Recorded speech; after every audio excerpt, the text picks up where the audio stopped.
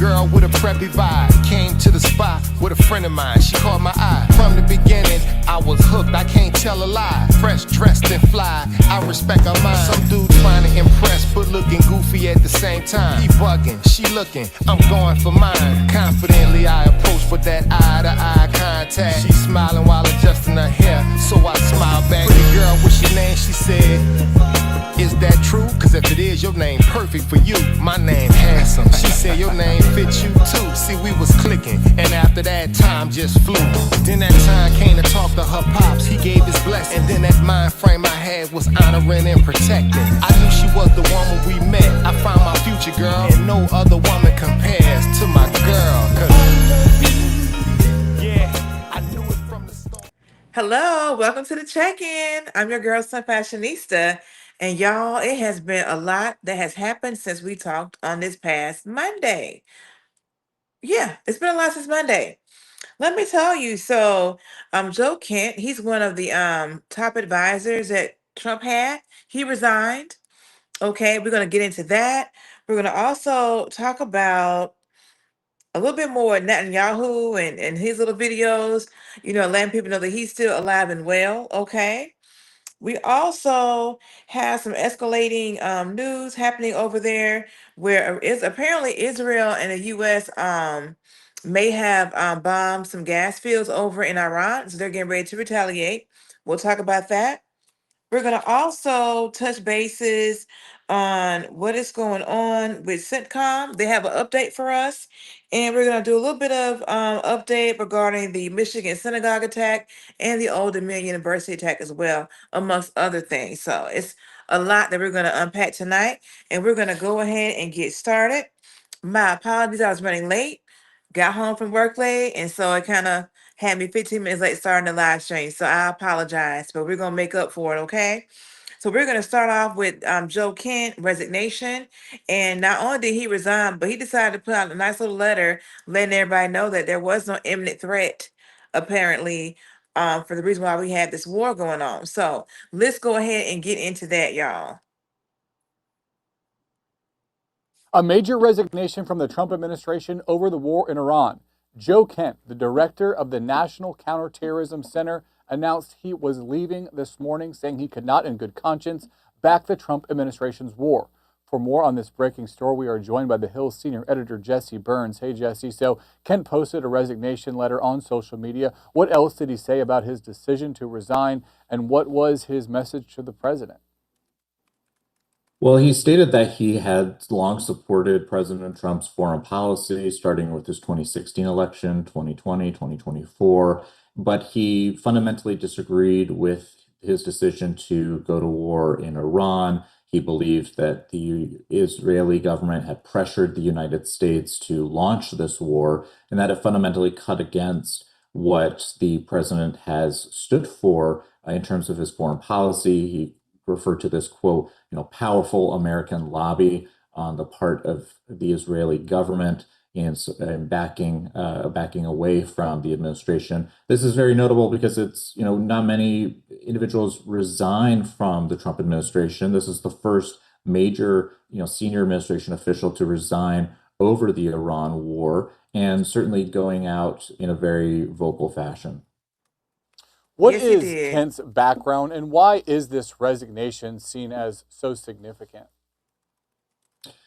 Well, he's a former Green Beret. He served in the Army for 2 decades. He got 6 bronze stars. He, had, run for Congress a couple of times as a Republican. He very much had kind of leaned into his background as a military veteran, but also someone who had, become disillusioned to some extent with U.S. military efforts overseas. And so that was very much part of his platform. He worked as a chief of staff to Tulsi Gabbard, who's the director of national intelligence, shortly before he became confirmed himself to become the director of the National Counterterrorism Center. And in that capacity, he serves as the principal counterterrorism advisor to the president. So very much a senior administration official who's now vocally breaking with this White House over the Iran war.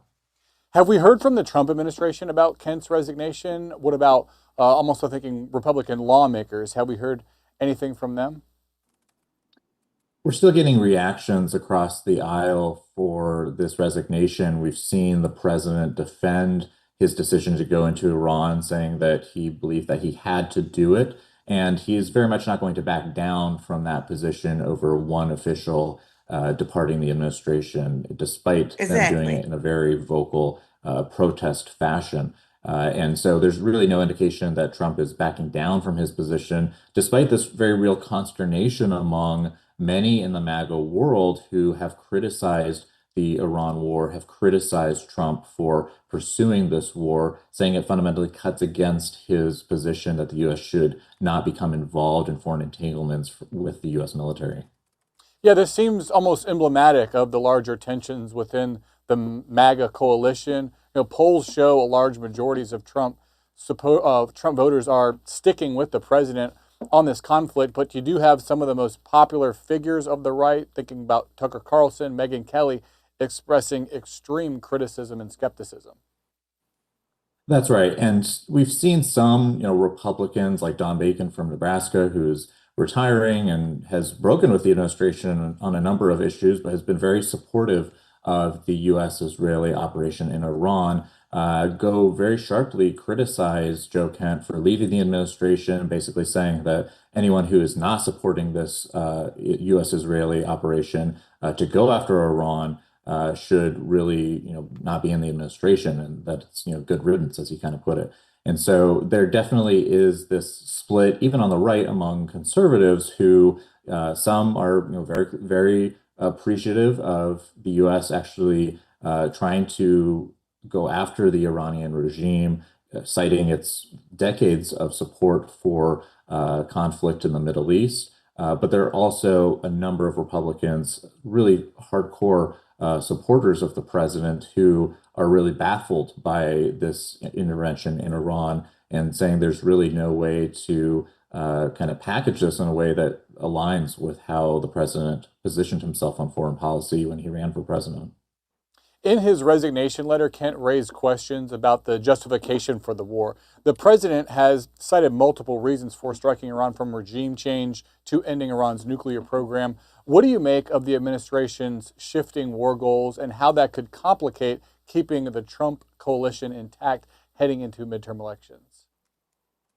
Well, it certainly does complicate it. And for Trump, he very much has a firm grasp of how his actions are playing out in the public sphere. And so for this White House, he doesn't want to, maybe he's already made the decision that he wants to, exit Iran, but he doesn't want to do it from a position of weakness. And right now, it's unclear kind of where the U.S., what the U.S. has actually achieved. They've taken out the supreme leader who got, ruled Iran for decades. They've taken out a lot of the military brass in Iran, but it's unclear to what extent they have actually destroyed their missile stockpile, their navy, their nuclear program, the things that the administration has really hung its hat on when it comes to what would victory look like. And so that is really, the administration, this White House wants to get to a point where it's very clear that they have completed certain objectives that they can point to before making the decision to then, claim victory and announce an end to this operation. All right, we will leave it at that. Jesse Burns, thanks so much for your time. So With y'all, some y'all heard breaking news, about, we were able uh-oh, to. sorry about that. Okay. So you heard that Joe Kent resigned, and he provided a very interesting letter and made it public, where he stated that there was no imminent threat. Um, and that basically he could not, in good conscience, continue to support the Trump administration in his role. And he had a very high role with counterintelligence, if I'm not mistaken. And so, yeah, of course, the White House responded and everything. And I'm going to play that next. But yeah, this is gonna be the first of let's see. I put a little poll here, and I want to see what you guys have said so far. So I said, well, other senior officials from the Trump administration resign 62% says yes, 19% says no, and then not 19% says sure, not sure, we'll see. So yeah, time will tell what ends up happening with all of that. But yeah, it's gonna be interesting. Because I want to say that the lady he was working for, Tulsa Gabbard, she was, had to do a testimony today, and she was asked about it. So we'll get more into that a little bit later. But yeah, she wouldn't confirm or deny from what I saw, whether or not it was imminent threat. So we'll have more on that probably on tomorrow for sure. But yes, we're gonna talk about that tomorrow, as well as we're gonna talk about what his name, Mark Wayne, and his testimony. He's trying to become the new DHS. Department of Homeland Security Secretary. So anyway, getting back to this. So I want you guys to see what Trump had to say in regards to um Joe Kent's resignation. And I'm gonna get to the comments, so give me a second. Why is this doing that? Okay. We were able to bring to you as there was an update with Joe Kent. He's a top official within the Trump administration announcing that he is resigning. He's one of the nation's top counterterrorism officials. He announced his resignation on his X account earlier today, citing his opposition to the Iranian war and what he says was Israel's influence over President Trump's policies. He did go into that tweet to say that I cannot in good conscience support the ongoing war in Iran. He said Iran posed no imminent threat to our nation, and it is clear that we started this war due to pressure from Israel and its powerful American lobby. We do know that Mr. Kent is the highest Trump administration official to quit over this Iranian war. And so to talk a lot more about what we're seeing here and where we are now headed next, I do want to bring into the conversation with Politico, John Sakalardiadis. John, thanks so much for being with us here on Live Now from Fox. Happy to be here. Thank you. Well, of course, we just heard from President Trump as he sat down with the Irish Prime Minister. He did have an opportunity in that question and answer session for reporters in the room to ask about some of these topics. And of course, they asked about Joe Kent. So I do want to put this up on the screen and for you to react on the back end. This is what we have from President Trump after he was asked. National counterterrorism, Joe Kent, he just resigned today. He said he can't support your conflict with Iran. What's your reaction to that? And did you? Well, I read his statement. I always thought he was a nice guy, but I always thought he was weak on security, very weak on security. I didn't know him well, but I thought he seemed like a pretty nice guy. But when I read his statement, I realized that it's a good thing that he's out, because he said that Iran was not a threat. Iran was a threat. Every country realized what a threat Iran was. The question is whether or not they wanted to do something about it. And many people, many of the greatest military scholars are saying for years that president should have taken out Iran because they wanted a nuclear weapon. They were, if we didn't do the attack, or if, I'll go a step further, if I didn't terminate the Iran nuclear deal given to us, one of the worst deals ever made by Barack Hussein Obama. Remember when they sent Boeing 757s over there, loaded with cash, hundreds of millions of dollars? You would have been very happy. This was a wonderful, they sent hundreds of millions. People forget that. Does anybody remember? Right? You remember. Hundreds of millions of dollars in a Boeing 757. I think there are two of them. All right, as you see there, those were some of the statements from President Trump when he was asked about Joe Kent in that resignation, saying there that he did read the letter that he put out on his X account. And so, John, I want to take a moment to ask you here, is this how we expected the president to respond to this? He said he thinks he was a nice guy, but doesn't necessarily agree with his assessment. Thanks, Christina. I mean, it seems like pretty classic Donald Trump to me. You do not question the president's loyalty if you're part of his administration. And as soon as you do break with the president, then you're out. So I was not surprised to see the statement from Trump sort of strongly, going after Kent and the letter he put out today, which was a really, stunning statement from a senior member of this administration who has been a proud representative of the Make America Great Again political movement. He ran for Congress twice in 2022 and 2024 in Washington, didn't win those races, but, has been a strong advocate for Donald Trump and a lot of his policies. Obviously got a senior national security appointment in this administration, which is a sign that, he was a real insider for Trump. And so it is interesting that you're talking about his position within the cabinet and also how he sort of positioned himself before leading to this moment. He had been very outspoken, as you said, but that statement that he put out on his X account, while it was quite lengthy, also seemed quite charged, bringing in aspects of the Israeli portion of what we're seeing there in Iran. Can you sort of go into what we're seeing and kind of explain his position on why he thought President Trump's administration moved the way they did in the Middle East? Yeah, so Kent made some striking claims in the letter. He claimed there was no imminent threat from Iran that precipitated the U.S. and Israeli strikes there. He claimed that the American media, the Israeli government, certain officials, and the American-Israeli lobby basically misled the president into believing there was an imminent threat, and on top of that, that he could launch a swift military campaign to eliminate that threat and then quickly sort of wash his hands of the whole thing as, sort of akin to the operation to oust Nicolas Maduro in Venezuela. And he claimed those were all lies. He did, I will note, he also claimed that this was the same playbook the Israelis used in convincing the United States government to invade Iraq in 2003.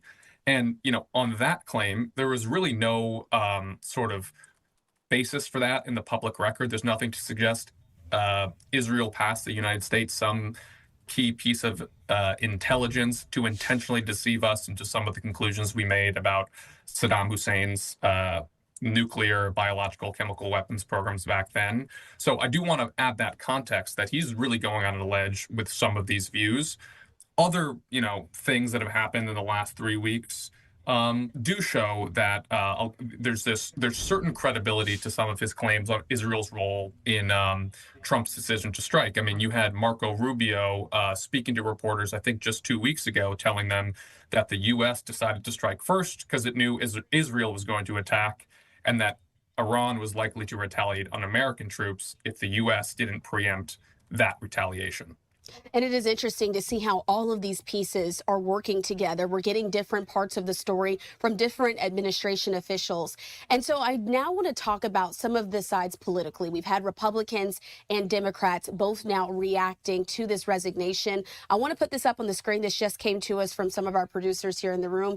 They're talking about Aisha Hasni. She's there with Fox News. She said this, that a senior administration official tells Fox that Joe Kent was a known leaker, and he was cut out of President Trump's intelligence briefings months ago. The White House also told that Tulsi Gabbard that he should be fired for those suspected leaks, but she never did. He has also not been a part of any Iran planning discussions or briefings at all. I do want to note that Reuters is also reporting that Kent is very close with the Director of National Intelligence, Tulsi Gabbard, who's also kept a pretty low profile since this conflict first broke out. And so as we're looking at this from the Republican side, some of these reactions that they're hearing from within the administration, does this possibly change anything about how Kent was seen inside of that administration, or is it just allowing a bit more clarity into maybe the motivation behind his decision? Listen, the Tulsi Gabbard angle to this is really fascinating, and I don't think we can really separate those two, at least cleanly, based on what we know now. Joe Kent was nominated for his role as head of the National Counterterrorism Center early in 2025, and it took a couple months for him to be confirmed. During that interlude, he was the chief of staff, the acting chief of staff to Tulsi Gabbard. And, not everybody will know this. The National Counterterrorism Center is a subcomponent of the Office of the Director of National Intelligence, where Tulsi Gabbard is the chief. So one thing you're seeing play out is sort of, what does Kent's statement, who was a close ally of Gabbard, mean about how Gabbard really feels about this war? And we know, if you rewind the clock to the strikes on Iran's nuclear program on 3 Iranian nuclear sites in 2025, Tulsi Gabbard was cut out of those planning efforts and basically has not played any operational role when it comes to Iran since then. She has, as you just mentioned, been sort of conspicuously silent on Iran issues in recent weeks since this campaign started. So, she is testifying on the Hill tomorrow before the Senate Intelligence Committee, and it's going to be really interesting to see how she handles this issue. So those are a couple like next day questions that I'm sure are top of minds for lawmakers, even inside the Trump administration, as they go after some of these folks. The integrity of Kent, having put out this statement really challenging the president. Absolutely. And I think that that's what adds some color to maybe what we can be looking ahead to as the week goes on. I do, John, while I have you, put up this statement as well that's just coming into our newsroom from the independent Bernie Sanders there in Vermont, saying Joseph Kent, a top counterterrorism official under Trump, just resigned. Kent and I don't agree on much, but he is right. And so as we're going to be talking about looking leftward and seeing how the other folks are now responding, you also mentioned that Kent did not have the easiest time getting confirmed. And there have been a lot of Democrats who said in the wake of this resignation that he never needed to be in office at all. Do we know where this is sort of stemming from, these oppositions to him being in that position? Yeah, so Kent, when he ran for Congress in 22 and 2024, he took some sort of, extreme positions that the Democrats were not a fan of. He claimed the 2020 election was stolen. He gave some interviews with Holocaust deniers and Nazi sympathizers. I think Kent later said he didn't know what their political affiliations were, but he is, a tried and true sort of adherent to a lot of different MAGA principles, which of course are not what Democrats love. So he had a tough time getting confirmed. And it's interesting. I mean, you mentioned the statement from Sanders. I saw one earlier put out by Senator Mark Warner, who's the vice chair of the Intelligence Committee. And Warner said, validate what Joe Kent put out there in terms of there being no imminent threat from Iran. This is a powerful statement that the American people should pay attention to. But he also caveated those statements by a few sentences on, Joe Kent is not somebody who I have agreed with in the past. And, I really questioned whether he was fit for this role in the first place. So you're seeing this statement sort of force these awkward contortions by people who, want to seize on what Joe Kent said, but don't necessarily think Joe Kent is the best messenger for that. All right, it is interesting to see how all of this is playing out in Washington, D.C., and who might next fill that role. And so, John, before I let you go, anything else that we're sort of need to cover as we're tackling this topic? I would just go back to the hearing tomorrow. I think it's going to be really interesting to see how Tulsi Gabbard handles questions about her affiliation with Kent, what her views on the Iran war really are. Again, this is a close ally coming out and questioning why the president went to war at all in Iran. And she's going to be on the stand tomorrow, where she swears to tell the truth before members of Congress. So that's what I would look to for some, high drama television tomorrow. Well, we certainly appreciate you for joining us here. In the past 24 hours, we knocked out. Okay, y'all. So, all right. So that was a video that talked about the response of the White House to Joe Kent's resignation. Additionally, I was in the chat talking with Sweet Chili here, and he had some interesting updates for us as well. So I'll hit through a couple of the comments here that you all have posted.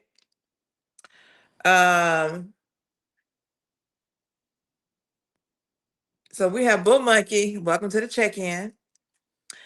Saying all 4 living presidents denied. They denied telling Trump that they wish they would have done what he did. And so I was trying to figure out, well, who was the other one that was? I know I saw something. I saw a statement where they said that Clinton, Obama, and Biden, so they didn't talk to him about it at all. And so Bull Monkey was saying that he probably told himself that. So yeah. Okay, so we have Joanne Berg, 8093. Welcome to the check-in. She's saying that Bush denied it as well. So I guess Bull Monkey's right. He told himself this. Then we got Purple Penguin. Welcome to the check-in. Saying don't forget that Netanyahu Netanyahu got Yitzhak Rabin assassinated. There's actually about, I think, 4 of the key Iranian military folks that have been eliminated, according to Israel. We're going to get into that in a little bit. We have No Waves Yehuda. Welcome to the check-in, saying that exactly the same playbook. Israel wants greater Israel. Iran is in the way. Got you. We have Penny Helga. Welcome to the check-in, saying Israel and USA is the same country ran by Israelis. Okay. So Purple Penguin confirmed that 8,000 strikes in a week will definitely get a hospital and university. Yeah, that's a lot of strikes. So Sweet Chili is saying that now, the folks there cannot go to work, and studying has stopped. Wow. And then we have not Robert saying STEM what? I don't know what he's asking. Then we have Janine Bagley saying hello, welcome to the check-in. And then we have JEB Common 2332. Welcome to the check-in, saying, should Trump's face be on Mount Rushmore? Okay. Then we have Purple Penguin saying, Condoleezza Rice famously said W had invaded his last Middle Eastern country. Okay. Well, for those who are watching, please support the channel by liking the stream here. Give me an algorithm. Also, if you're so inclined, please subscribe to the channel and support. So next up, we are going to get into Netanyahu. He says that there have been a couple of major eliminations that have occurred. So we're going to see what he has to say, y'all. Let's get into it.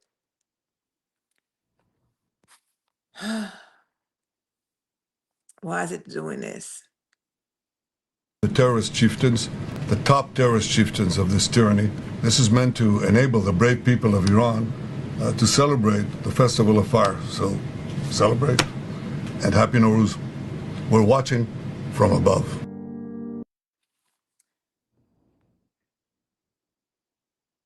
Okay, so he announced that 2 key leaders were eliminated, and I guess there's a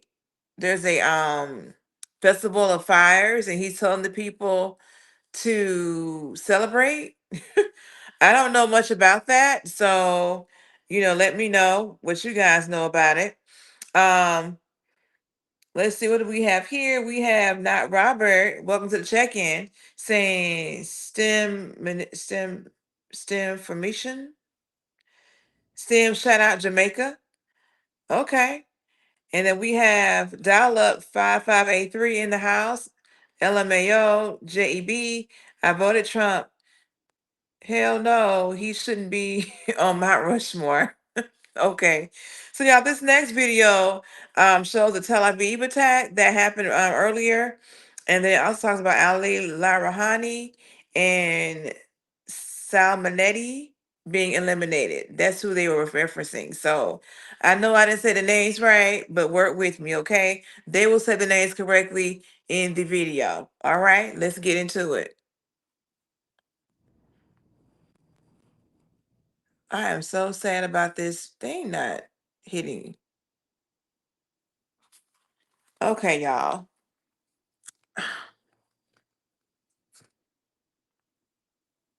I promise I'm hitting the button. Iran state media confirms Israel has taken out 2 senior Iranian leaders as the Iran conflict is midway through its 3rd week. The Islamic Republic is responding with missile attacks against Israel. Senior correspondent Mike Tobin is live in Tel Aviv tonight, where air raid sirens just finished ringing out again. Good evening, Mike. Good evening, Brett. It was a fresh missile attack. It appears to have been a cluster munition that broke up over Tel Aviv. We could see the bomblets come raining down. Evidence, as much as the Iranian regime has taken a beating from Israel and the United States, they can still fire back. Israel claims to have killed Ali Larijani, a key player following the death of Ayatollah Ali Khamenei. He was the head of Iran's National Security Council and was an advisor to the supreme leader. As Iran confirms, Gholam Reza Soleimani was killed in an overnight strike as well. Soleimani was the head of the Besiege Forces, a militia credited with the brutal crackdown of the popular uprising in January. Israeli Prime Minister Benjamin Netanyahu says Soleimani spread terror against the population in Tehran. We are destabilizing this regime in the hope of giving the Iranian people the opportunity to remove it. The Israeli Air Force also struck checkpoints and posts operated by the besieged forces. Iran's response is dramatically weakened since the start of the war, but still lethal. Iran has fired several missiles at central Israel since midnight last night. Bomblets from cluster bombs struck down in 3 populated areas. No reports of injuries. At the northern border, Israeli forces have entered the south of Lebanon with the possibility of expanding into a larger offensive. This as Iran proxy Hezbollah has been firing rockets daily into the north of Israel. The IDF is operating at this very moment to thwart and disrupt these attempts. In addition, ground troops are strengthening their defensive position. Dozens of rockets and 5 attack drones came into Israel from Lebanon today. Israeli forces claim that they struck back at those launch crews, some of them, before they could fire. Brett? Mike Tobin live. Okay, so they gave a little bit of insight regarding, I'm going to try to say the name again, Ali Larijani and Salamenti being eliminated. Okay. And then we have, Sweet Chili in the comments saying they will not stop. They have too many people ready to step in. And that's what it appears like. They have a long list of folks ready to step in. I know they were saying on one video I was watching that, they have people ready to step in. They may not be as knowledgeable as those who were eliminated, but, they're going to keep going until they can't go no more. That's how I see that, right? But I'm hoping that, some of the other prime ministers were saying, the best way to end this will be through diplomacy. I don't know if they're going to ever get to that stage, but, we'll see. So Street Beater is saying, pronounce Larijani. Thank you, Street Beater. I appreciate that. Yes, Larijani. And how do I pronounce the other name? If you know how to tell me how to do that, I'd appreciate that. Okay, so we got Larijani, and then the other person started with an S. Okay, I appreciate y'all. Okay.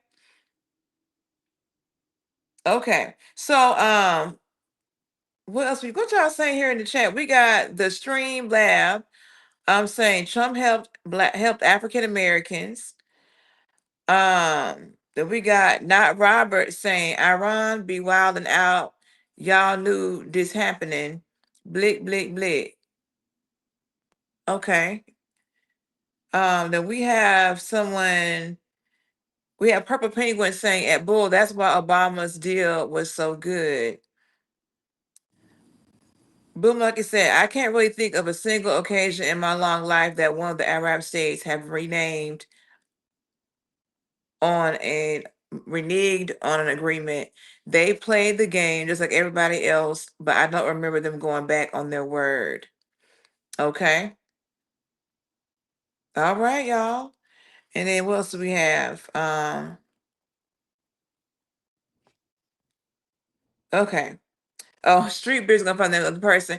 That's okay, Street Beater. They're gonna probably say it again for me on this next video. Our next one is gonna explain more about, okay, what does it mean? How does the killing of Larijani impact what's gonna happen with Iran and their military posture? Okay, so we were just talking about that here with Sweet Chili, and let's go ahead and get into it. And hopefully it will not flip again, y'all. I'm gonna hold it with both hands. It did it. Summarize the day. Wow. Okay, Major.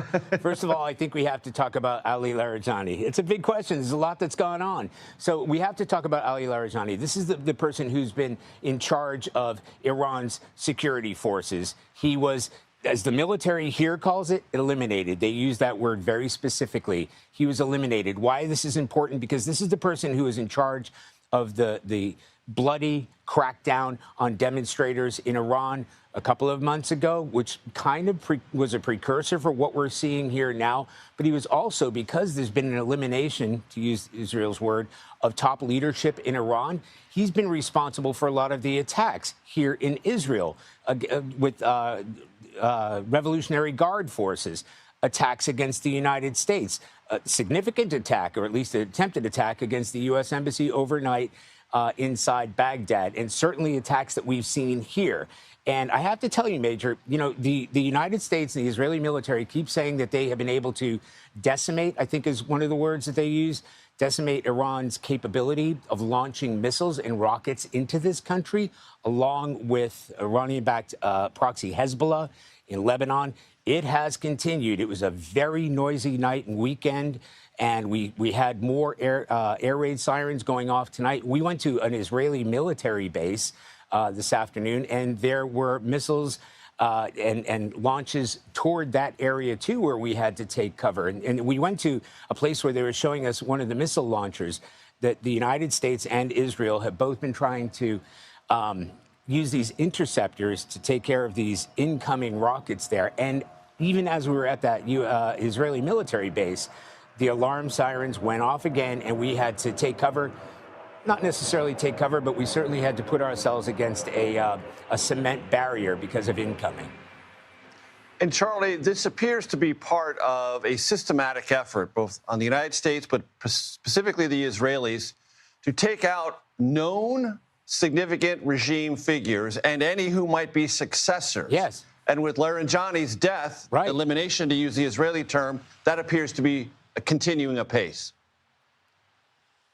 Yeah, Major, that is a very important point, because we were here before this conflict began, and we were asking how the Israelis were getting their sort of intelligence. And this is before the Israelis. And I say the Israelis because the Israelis have been at the forefront of this, not the Americans, in taking out regime leaders and compounds, et cetera, went after the supreme leader, Ayatollah Khamenei, including top-ranking members of the Iranian leadership and government and regime targets there. Where do you get that information? They're using humans, as they call it, human intelligence. They're getting across electronic wires. They're eavesdropping, et cetera. That is how they've been able to pinpoint these, what the military would call high-value targets. What happened today is significant, partly because what we're talking about is leadership that is not only responsible for the crackdown on demonstrators, again, one of the triggers of what we may be seeing here, but also guiding and directing the attacks across this region. That doesn't mean taking out this leadership means that's going to stop, because that had already been done at a very high level, yet the attacks continue. And as I said, we're seeing that from Iran. We're seeing it from Hezbollah, Iran's proxies in Iraq, across the region, striking targets, and United Arab Emirates here in Israel. That continues. Slowed down, it kind of goes through ebbs and flows, but it still continues. Charlie Daggett, as always, deeply appreciate you. Thank you. Okay, y'all. So not Robert SD7FY, welcome to the check-in, was saying that hate to be a word nerd here, but decimated is not as good of an option if you understand what it actually means. So I looked it up. So decimate means to kill, destroy, or remove a large portion. I'm sorry, let me do that again, y'all. So decimate means kill, destroy, or remove a large percentage or part of. Okay, historical definition is kill 1 in every 10 of a group of soldiers or others as a punishment for the whole group. So I think Trump might have meant like 100% remove, but decimate means a partial remove. And let's see, what does obliterate mean? Let's see. Obliterate. Okay. Destroy, utterly, wipe out, cause to become invisible or indistinct, blot out. So for whatever reason, I thought decimate and obliterate was the same thing. I'm just gonna tell you the truth, y'all. So I learned something new today, that decimate means to remove a portion of, a large portion, and obliterate is to totally get rid of it. So thank you for the education. So Boom Monkey said there is nothing wrong with decimating. It's English or first language. Then we got now Robert saying it is my first language. Decimate does not mean to destroy. That are not one and the same. Mm-hmm. So then we have Street Beater saying, so we give Israel $3.8 billion a year and spending $1 billion a day to prosecute this war. Are we giving them that much money per year? I didn't know that. And then Sweet Chili says, so punishments for all the people. And so Lou, it says, okay, La, you are right. It's the same from a military perspective. Okay. And then not Robert saying absolutely wrong. Okay. So annihilate is another word that could be used that might be more synonymous with obliterate. Okay, so next up, okay. So today, when I got off work, I saw that someone else may have been eliminated. He was the Iran Minister of Intelligence. I think his name is like Ismail. I think that's the name. So we're gonna go ahead and get a little bit more intel on that.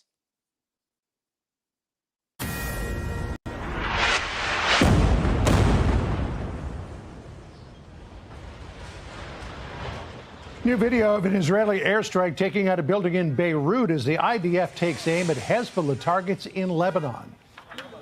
The terror group's main sponsor, Iran, is also in the crosshairs of U.S. and Israeli strikes. CENTCOM giving an update moments ago on Operation Epic Fury. Pilots have carried out more than 8,000 flights now, taking out nearly 7,800 enemy targets. That's the update at this hour, 1 o'clock Eastern time. Hello and welcome, everyone. I'm Sandra Smith in New York on a very busy afternoon. John? Very busy Wednesday afternoon. I'm John Roberts in Washington. This is America Reports. Israel's military says it has killed Iran's intelligence minister in an airstrike, making it the third senior Iranian leader to be eliminated so far this week. So, John, right now, President Trump is on the way, as you just saw moments ago, to Dover Air Force Base in Delaware to attend the dignified transfer of 6 American service members who were killed in the crash of a refueling aircraft over Iraq. Our chief foreign affairs correspondent, Trey Inks, live in Tel Aviv for us. Trey? John, good afternoon. I want to start with a statement crossing the wires just last hour from Iran's Supreme Leader Mojtaba Khamenei, saying that criminals have to pay soon for his blood. And he is reportedly talking about the top official Ali Larijani, who was killed yesterday. We should note we've not yet seen any proof of life from the new supreme leader in Iran, and this statement is coming through Reuters via state media in Iran.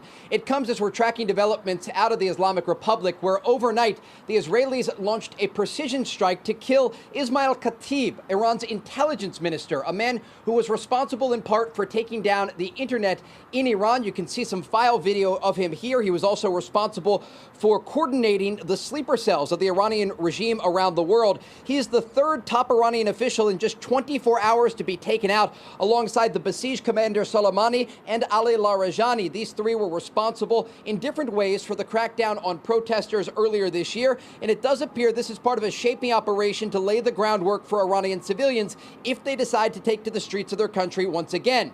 We're also tracking U.S. strikes, where U.S. Central Command says for the first time in this conflict they used multiple 5,000-pound deep penetrator bombs on hardened Iranian missile sites near the Strait of Hormuz. This map shows where those strikes took place. And again, they were going after the anti-ship missiles belonging to the Iranian regime that threaten that critical waterway. As these strikes are taking place, U.S. Central Command launching a variety of strikes alongside their Israeli counterparts, going after ballistic missile launching positions, command and control centers, and other locations that the Iranian regime thought they were able to hide from those American and Israeli planes. The Israelis also releasing some new video of their own showing a wave of strikes against critical Iranian infrastructure, as reports indicate that gas facilities were also targeted in the south of Iran today. This video shows the besieged forces that had set up checkpoints in the Iranian capital of Tehran. They are being, quote, hunted by the Israelis, again, trying to lay the groundwork if civilians there want to go to the streets. Now, John, tonight, the Israeli people are bracing for more incoming Iranian ballistic missile fire. The regime continues to launch cluster munitions at this country, overnight killing at least 2 people. John? Trey Yingst in Tel Aviv kicking us out this afternoon with the latest details. Trey, thank you. Mr. Prime Minister, I want you to know the president. Okay, y'all. So we saw who the other person was. I do not know how to say his name. Did anyone put the name on here for me to spell it? I think it's Ishmael. Y'all know I can't say these names correct. I mean, no disrespect. Okay, so now we're looking at the Ayatollah, Laranjani, Ishmael, and then Salamanti are the 4, okay, that I'm tracking here. What are you guys saying here in the chat? I know you guys, yeah, are y'all still in here? I'm talking about obliterate versus decimate. Okay, y'all.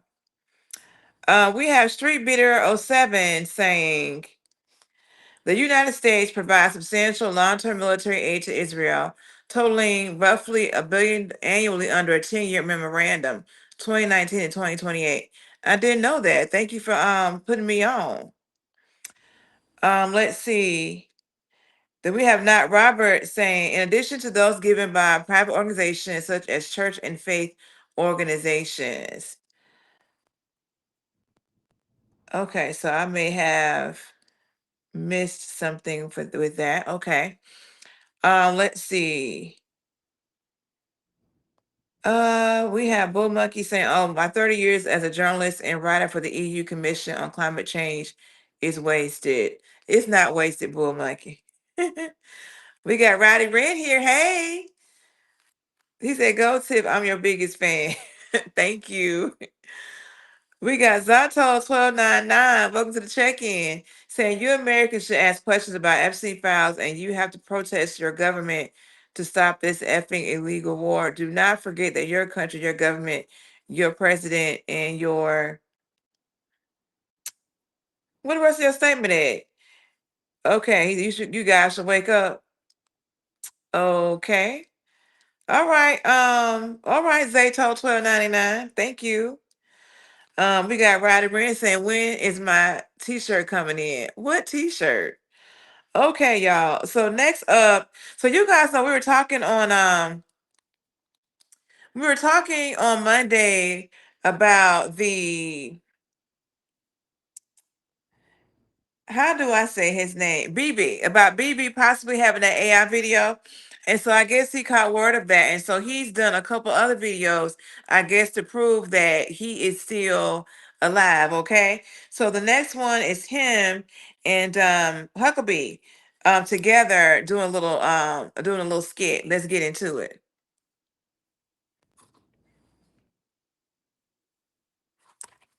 Oh my goodness. Asked me to come and make sure you were okay. Yes, Mike.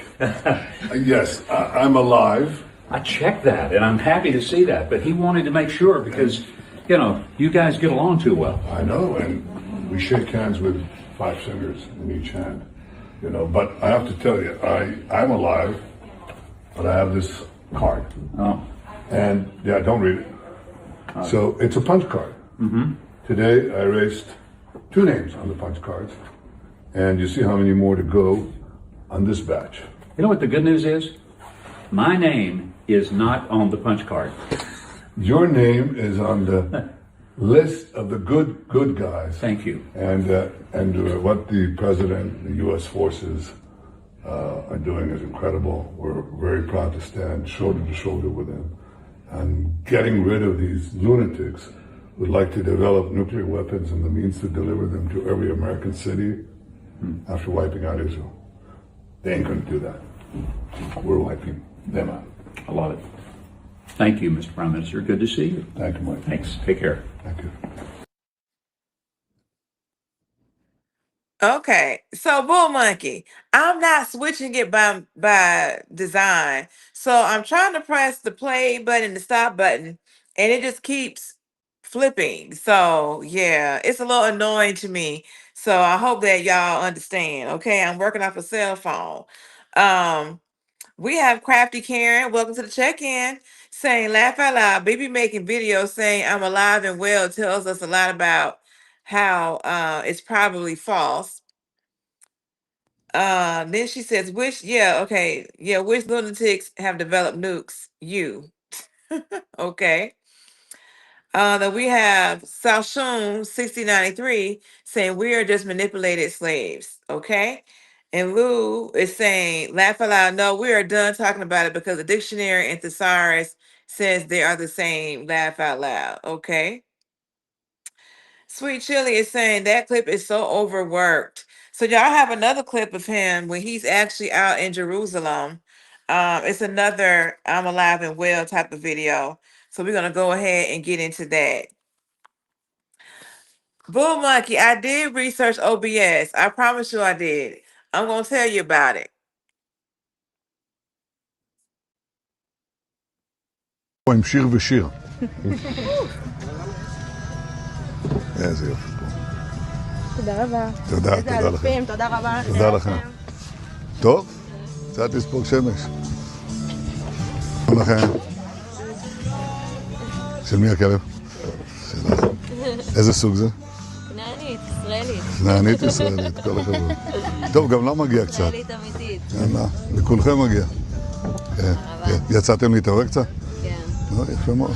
תראה, על ירושלים יש משהו יותר יפה מזה? אין על ירושלים. אין על ירושלים, אין. נהדר. הוא השתגע מזה. תשמע, אני זוכר את זה. אתה זוכר?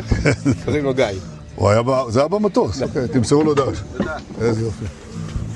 שלום. שלום לכם. גם אתם יצאתם קצת להתעורר? יצאתי קצת להתעורר. כמובן שיש מרחב מוגן במקום כזה. מרחב מוגן? איפה את יודעת? ממש שמה, בטח.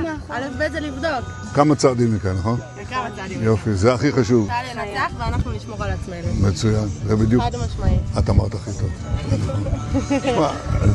הציבור מבין את העניין. אבל הנה הפרט הכי חשוב. איך קוראים לך? שיר. מה ששיר אמר, ואת? שיר גם. יש לנו שני שירים כאן. מה ששיר ושיר אמרו זה הדבר המרכזי. צריך להבין, זה דורש אורך רוח, אבל זה גם אפשר לפעמים לצאת לרוח, להתאוורר, אבל תמיד להיות ליד מרחב מוגן, וגם פה. Okay, so we got Brian Nelson. Welcome to the check-in. He's saying AI like a mug. Y'all really believe this man is an AI? This is an AI BB for real? So we saw the video of him at the coffee shop. We just saw the one with him and Huckabee. They shook hands. Then we just saw him out at in Jerusalem, and we still think this is gonna be AI BB. He's still AI, y'all. Sweet Chili said that's an old clip. Okay. All right. Okay, he's an old clip. That's an old clip. All right. So next up, y'all. Okay, Purple Penguin says, yeah, no plumes of smoke. Oh, okay. That's why it's old, because it be smoking right now. I got you. So next up, y'all. So there was a missile hit in Tel Aviv. So we are going to take a look at that, okay?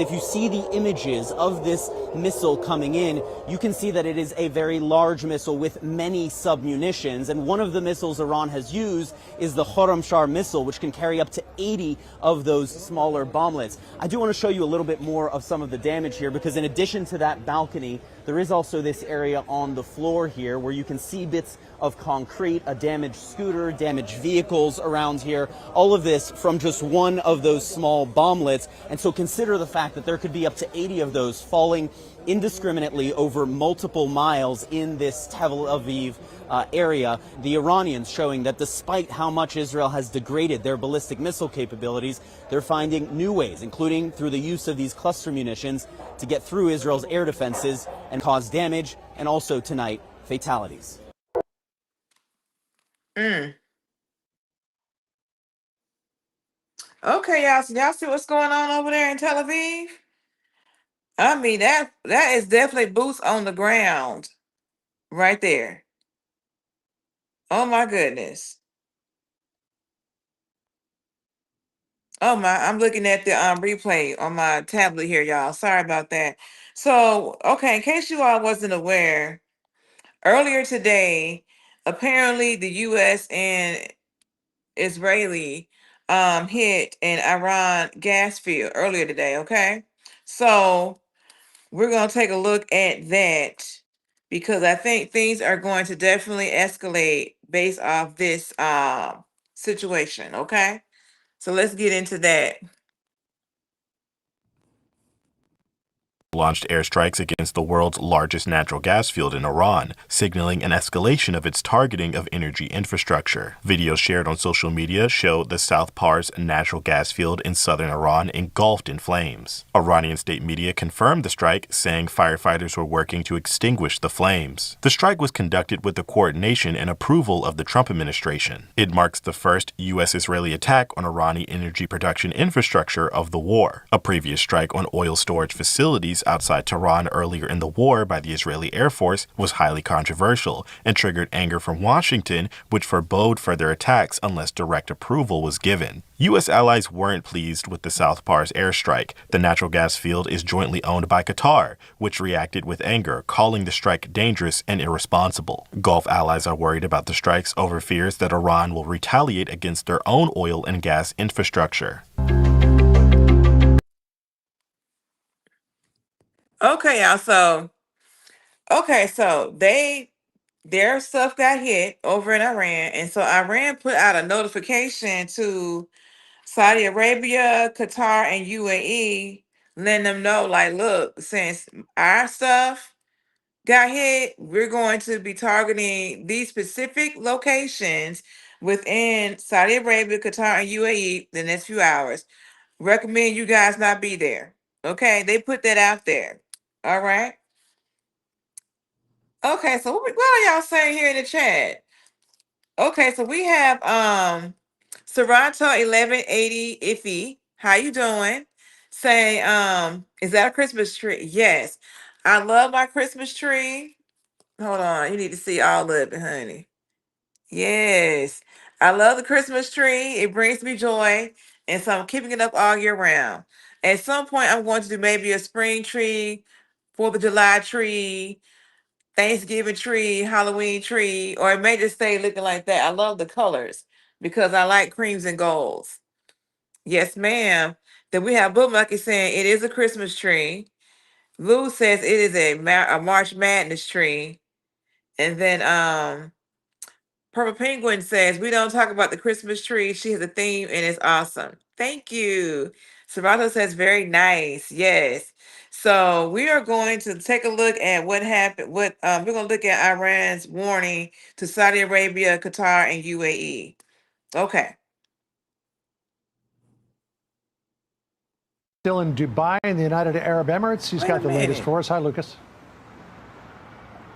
Good afternoon, John. Iran has issued a new warning for Saudi Arabia, Qatar, and here in the UAE, saying its energy facilities will be targeted in a number of hours, a short time from now, after accusing Israel of bombing the largest gas field in the world located in the Persian Gulf, a gas field that's shared between Qatar and Iran. As you mentioned off the top, John, U.S. Central Command out with a warning of its own, demanding Iran open the Strait of Hormuz.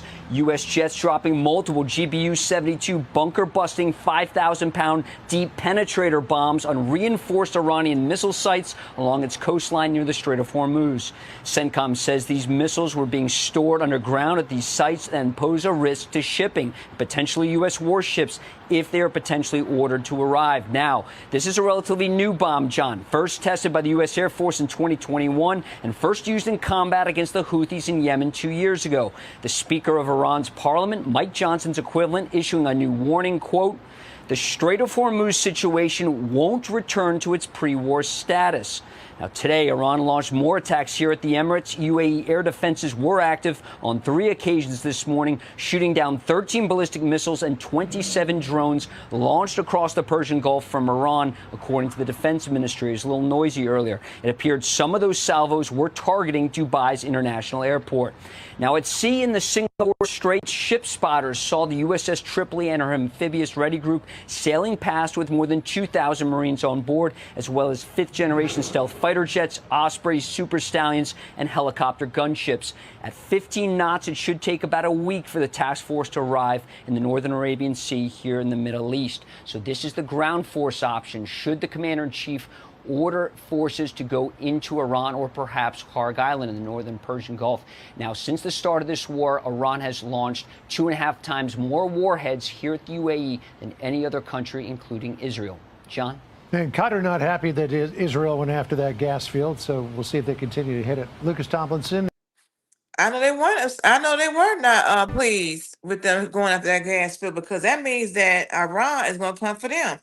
Iran has already said, they said, look, if you are hosting American allies on your property, on your land, then you are subject to be attacked. And they meant what they said. Okay. So I don't know if they have already attacked these places in Qatar, UAE, and Saudi Arabia, because I believe these people. I really do. So the next thing is we're going to see a little bit more information regarding what they're going to be trying to attack in these neighboring countries. So let's check this out. Revolutionary Guard has issued evacuation warnings for several oil and gas facilities across the Gulf. It comes after Israeli strikes hit a key gas facility in Iran's southern Bushehr province. The plant processes natural gas from the South Pars North Dome field, which Iran shares with Qatar. A spokesman for Qatar's foreign ministry has condemned Israel's attack as a dangerous and irresponsible step. Well, the IRGC has named several facilities in Saudi Arabia, the UAE and Qatar, saying they will be targeted by military strikes in the coming hours. It said that repeated warnings had previously been issued to Gulf governments, accusing them of pursuing what it described as a dangerous path. We're live this hour with our correspondents in Tehran, Dubai, Ramallah and the White House. We're going to first to Tehran. We're going to speak to Mohammed Val. So we're hearing more about this targeting in the province in southern Iran. What do we know? Yes, we know that As-Salwiya in Bushehr has been attacked at one of the biggest oil and gas facilities in Iran. And that fire broke out in some sections of that facility. The authorities say they are putting the matter under control and that the area has been evacuated of the workers of the factory. But at the same time, Iran says this is a red line. The armed forces have issued an evacuation order for many facilities in the Gulf region. I'm going to tell you some of those, the names of some of those facilities. Al Jubail Petrochemicals in Saudi Arabia, also the Samarf refinery in Saudi Arabia. You have Ras Gas Lafan in Qatar, and also other facilities in the same countries. So about 5 or 6 oil and gas facilities in the Gulf region are now under threat because the Iranian armed forces have said that in the next few hours they are going to retaliate but with attacks on those facilities and that they should be evacuated. Iran has always warned that this war should not take a turn that is going to be destructive and very costly to the region. It has warned the Gulf countries against allowing the Americans to use their airspace and their land and their sea for attacks against Iran. And also, it has always been saying that if Iran's oil facilities are attacked, it will retaliate in kind against the same facilities in the Gulf region.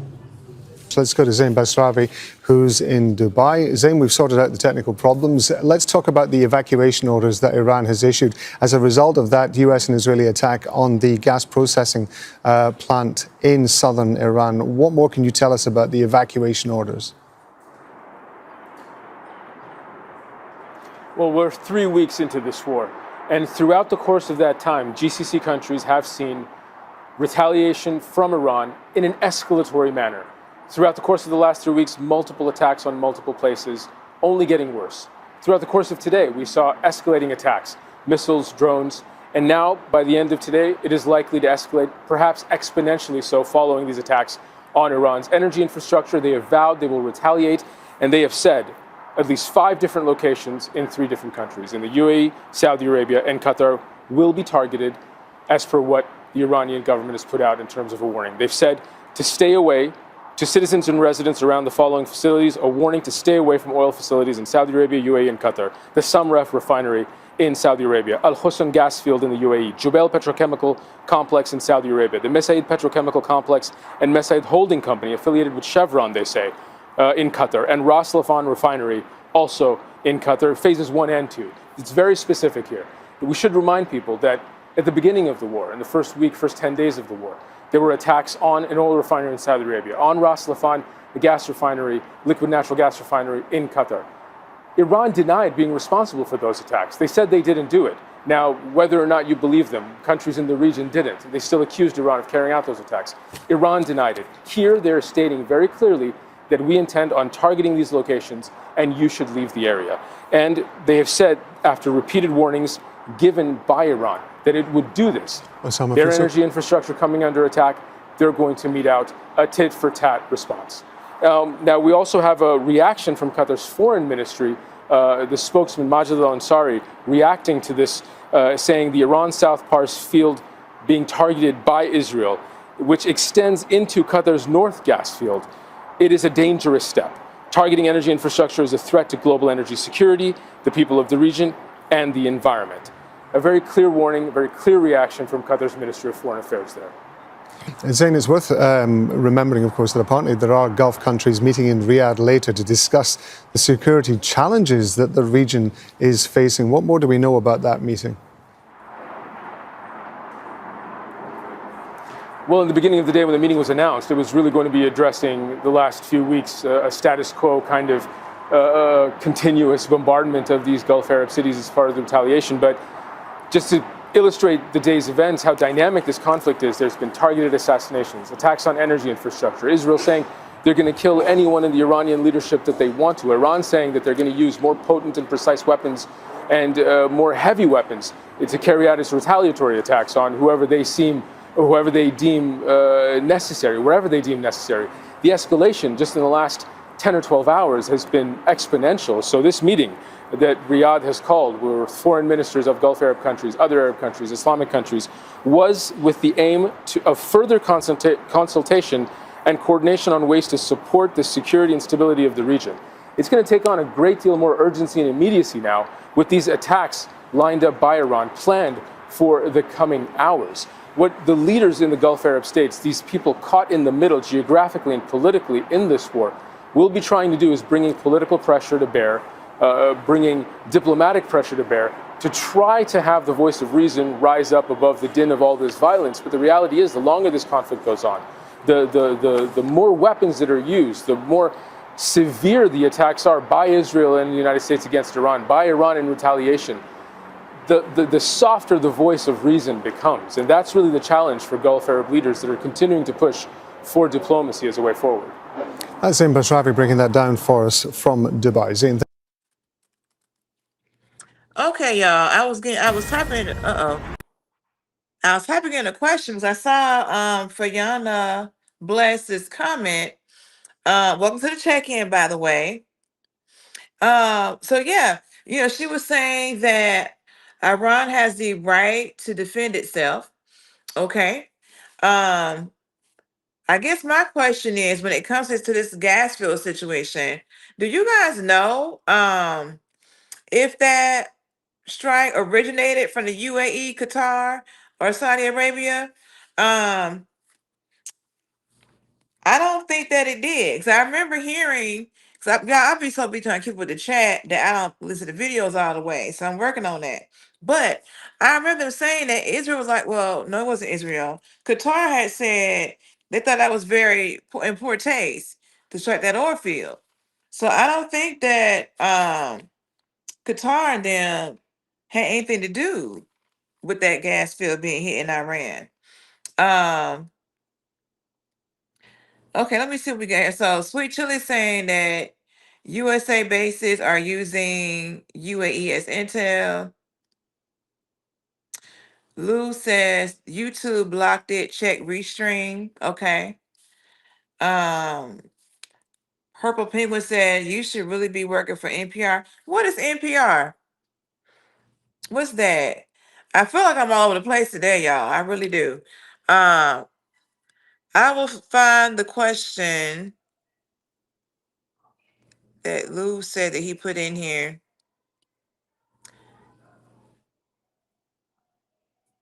Okay, annihilated STEMF. I think this topic deserves a poll.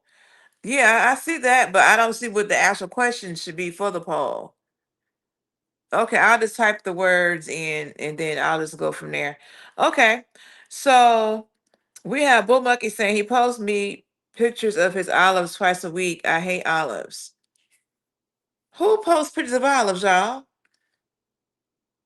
Okay, Wolfie is saying Israel's getting hit hard. People don't understand. Iran got some serious missiles, including hypersonic. I believe that because I mentioned a couple episodes ago that they keep saying that, oh well, Iran is running out of weapons. They are 90% down on this, da da da da, but yet they keep coming. Now they got the cluster bombs or whatever they call these things. So they're definitely being re-upped, if you will, by someone. Okay. So we have Bumbucky saying, I have an old man friend in Beirut that we haven't heard from in nearly 2 weeks. He usually posts 10 to 15 times a day on his Facebook. Oh, well, we'll keep him in our prayers here. And he hasn't been on in 2 weeks. So in Beirut, did they cut off their internet as well over there? UAE says, I'm sorry, Sweet Chili is saying UAE lets USA bases get intel on Iran. Okay. There's a post above Beirut. Okay.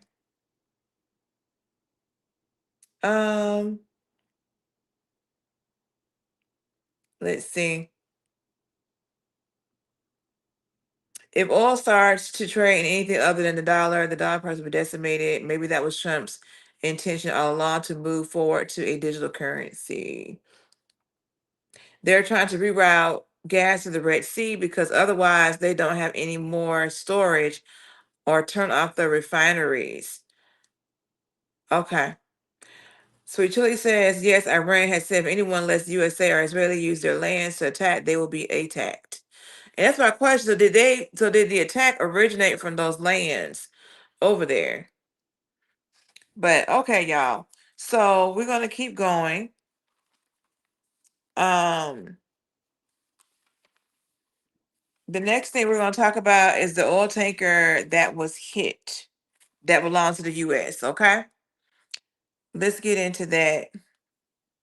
The United Arab Emirates is positioned just across from Iran on the Persian Gulf, and tonight it's one of the many countries hoping the U.S. can reopen the nearby Strait of Hormuz, that vital passageway for oil. Senior foreign correspondent Imtiaz Tayyab is there.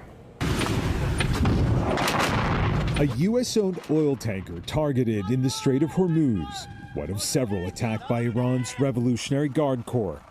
The devastation caused to the vessels, which can hold up to hundreds of millions of dollars worth of crude, was clear to see.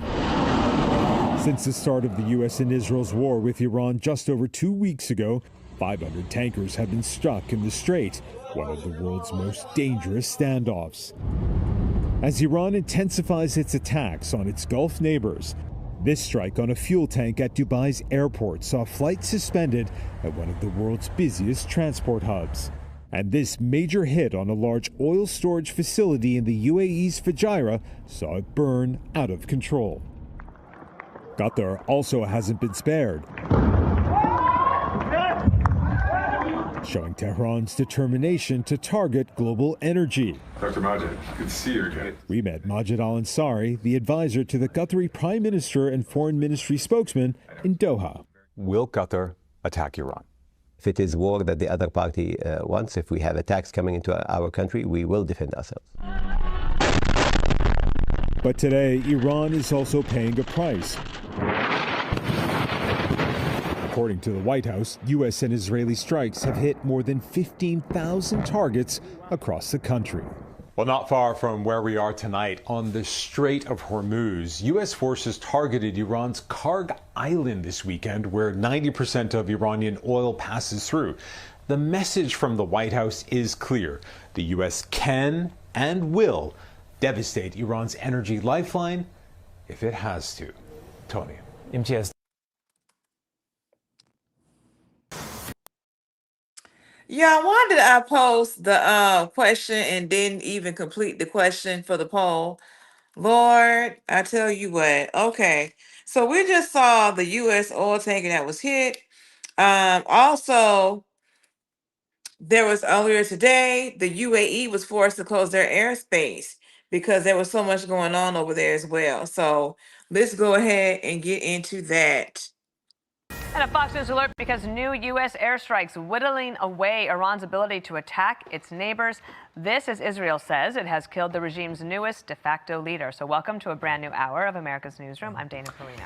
Good day to you. Right on. I'm Bill Hemmer. Good morning at home. We're Irish green today, right? Good spirit. Nobody forgot.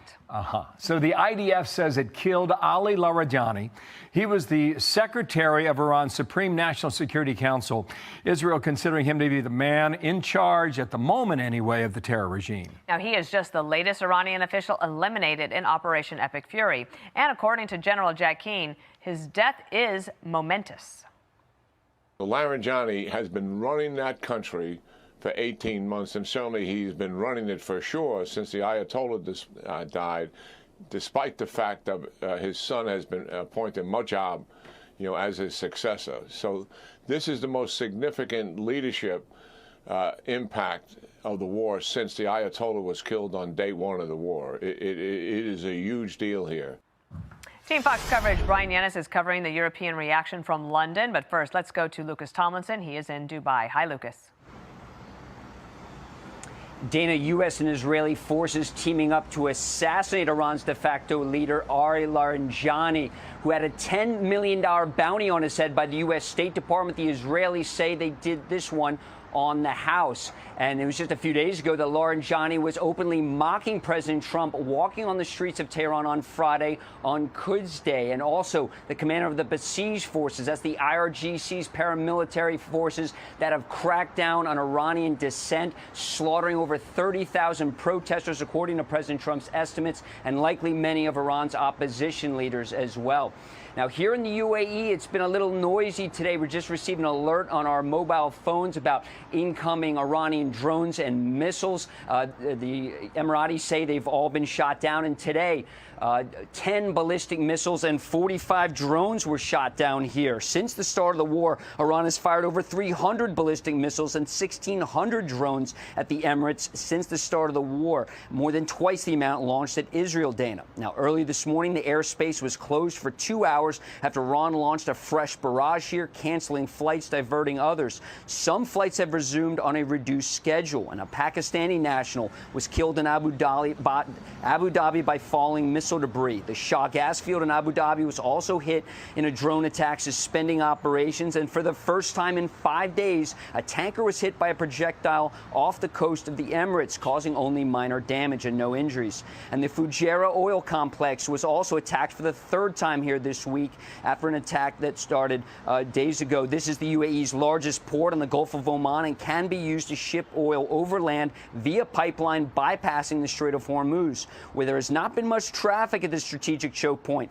India today says 2 of its tankers made it out after a deal was cut with Tehran. And China gets nearly half its oil through the strait, and you have to think diplomatic efforts are ongoing to get those tankers moving. Only 2% of tankers from the Persian Gulf ever reach American shores. And in the Arabian Sea, the USS Abraham Lincoln Air Wing continues strike missions over Iran. The video released by Central Command, as you can see, Dana, you might call this a flex after repeated claims by Iran that it sunk her.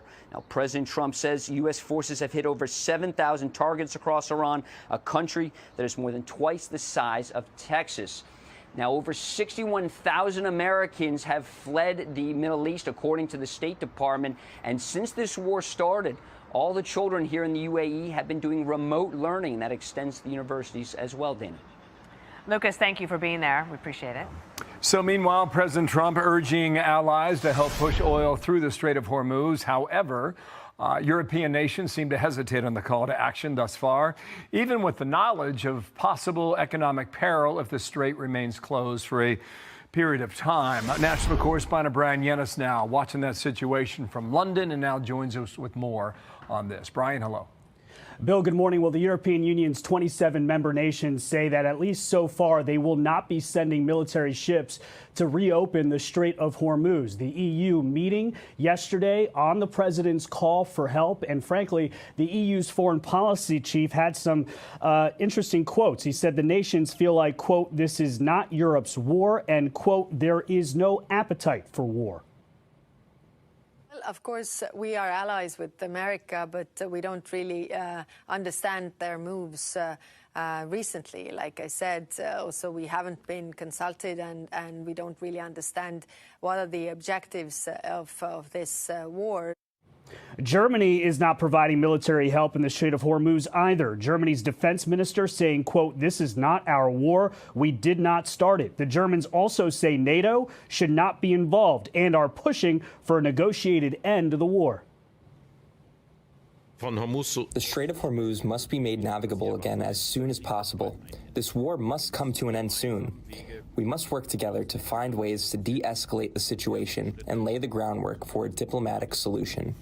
So the EU, Germany, Italy, and Australia have said no to providing military help to opening up the Strait of Hormuz. The United Kingdom, France, Canada, South Korea, and Japan could be considered maybes. The UK and France are most likely to help. No countries have publicly said yes, but President Trump says numerous countries have told him that they're on their way. Now, President Trump argues Asia and Europe should help keep the strait open since they depend on it the most. 84% of the crude oil and 83% of the liquefied natural gas moved through the strait goes to Asian markets like China, Japan, India, and South Korea. Europe and the UK, Bill, they're also more susceptible to rising global oil prices and how that could impact them at home. So that's part of the president's argument. And there's also a question about to what extent the Gulf countries and Jordan will help to protect and reopen a strait that's so vital to their economies. All right, a lot to track on that. Brian, good to have you there in London. Thank you, sir, for that. Thanks, Dana. We bring in retired Vice Admiral Robert Harward. He's a former Navy SEAL. Can you tell us your perspective from a Navy sense in regards to what's happening in the strait when it comes to the mines, movement, and how we could possibly get it back open? Well, it's more than just the straits. It's the whole country. You're watching the largest hide-and-seek game that's gone on in mankind. You've got the Iranian Army, Navy, Air Force hiding all their assets because they know that's their lifeline. Once we've eradicated the mines, once we've eradicated the missiles and free commerce goes through, then we focus on the regime. But the same thing's going on with the regime right now. They're hiding because you can see the Israeli priority of taking out the leadership, those networks of the IRGC they're targeting. And at the same time, the Iranian people are staying at home because if they know they come out, they're going to be murdered. So in all of these lanes, everyone's trying to hide their assets, and we're finding them systematically. Sir, if So I could to I apologize about jumping in there. I'm sorry. I thought you were done with your thought there. Wall Sure. Street Journal editorial board says, battle for the strait. Iran is giving Trump and Israel a reason to keep weakening the regime. And as they write about that, we've got a graphic we can show our viewers. There's a lot of different mine types that can be used on behalf of the Iranians. How does the U.S. Navy, and to a lesser extent the Israelis, prepare for this, sir? Well, they've prepared for it for years. And back to your point, there are more reasons to deal with Iran than just the straits. Don't forget the nukes, the surrogates murdering our people. So there's a whole host of reasons why this regime has to be dealt with. But back to the straits. We've planned for this. They've gone after the mines. They've gone after the ability to destroy it, to deliver them. So the issue is, what is their capacity? And that's the problem.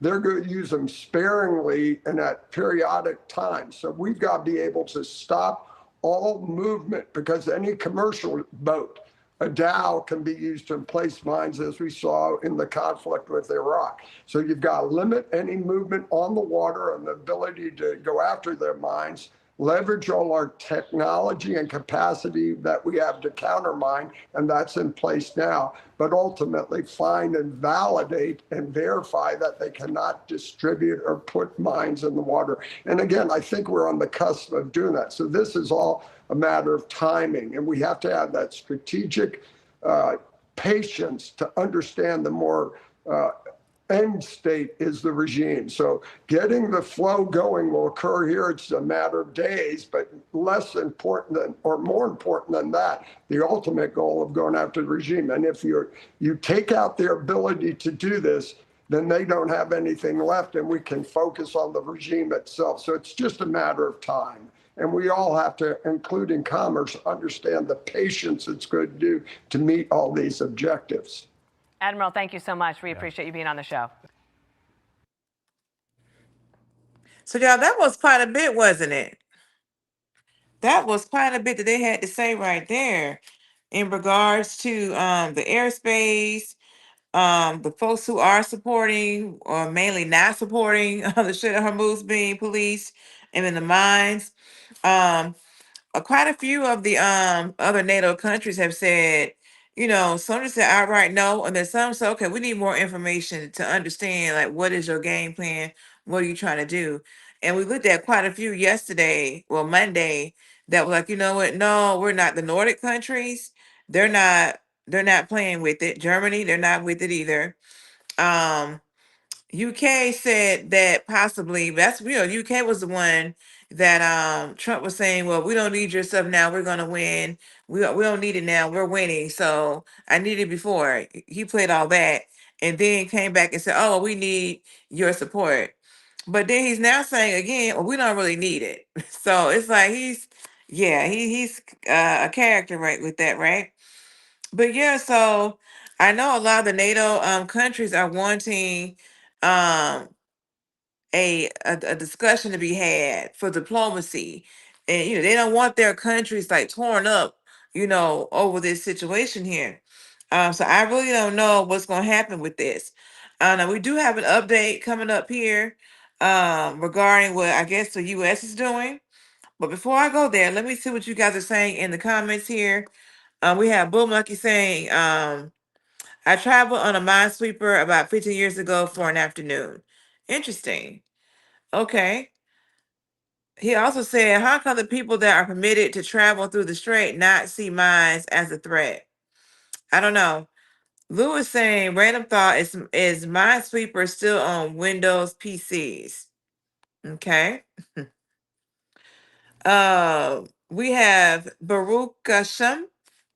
Welcome to the check-in, saying, so gas prices are versus Islamic terrorism and nukes. This isn't a great look for Americans. Okay. Then we have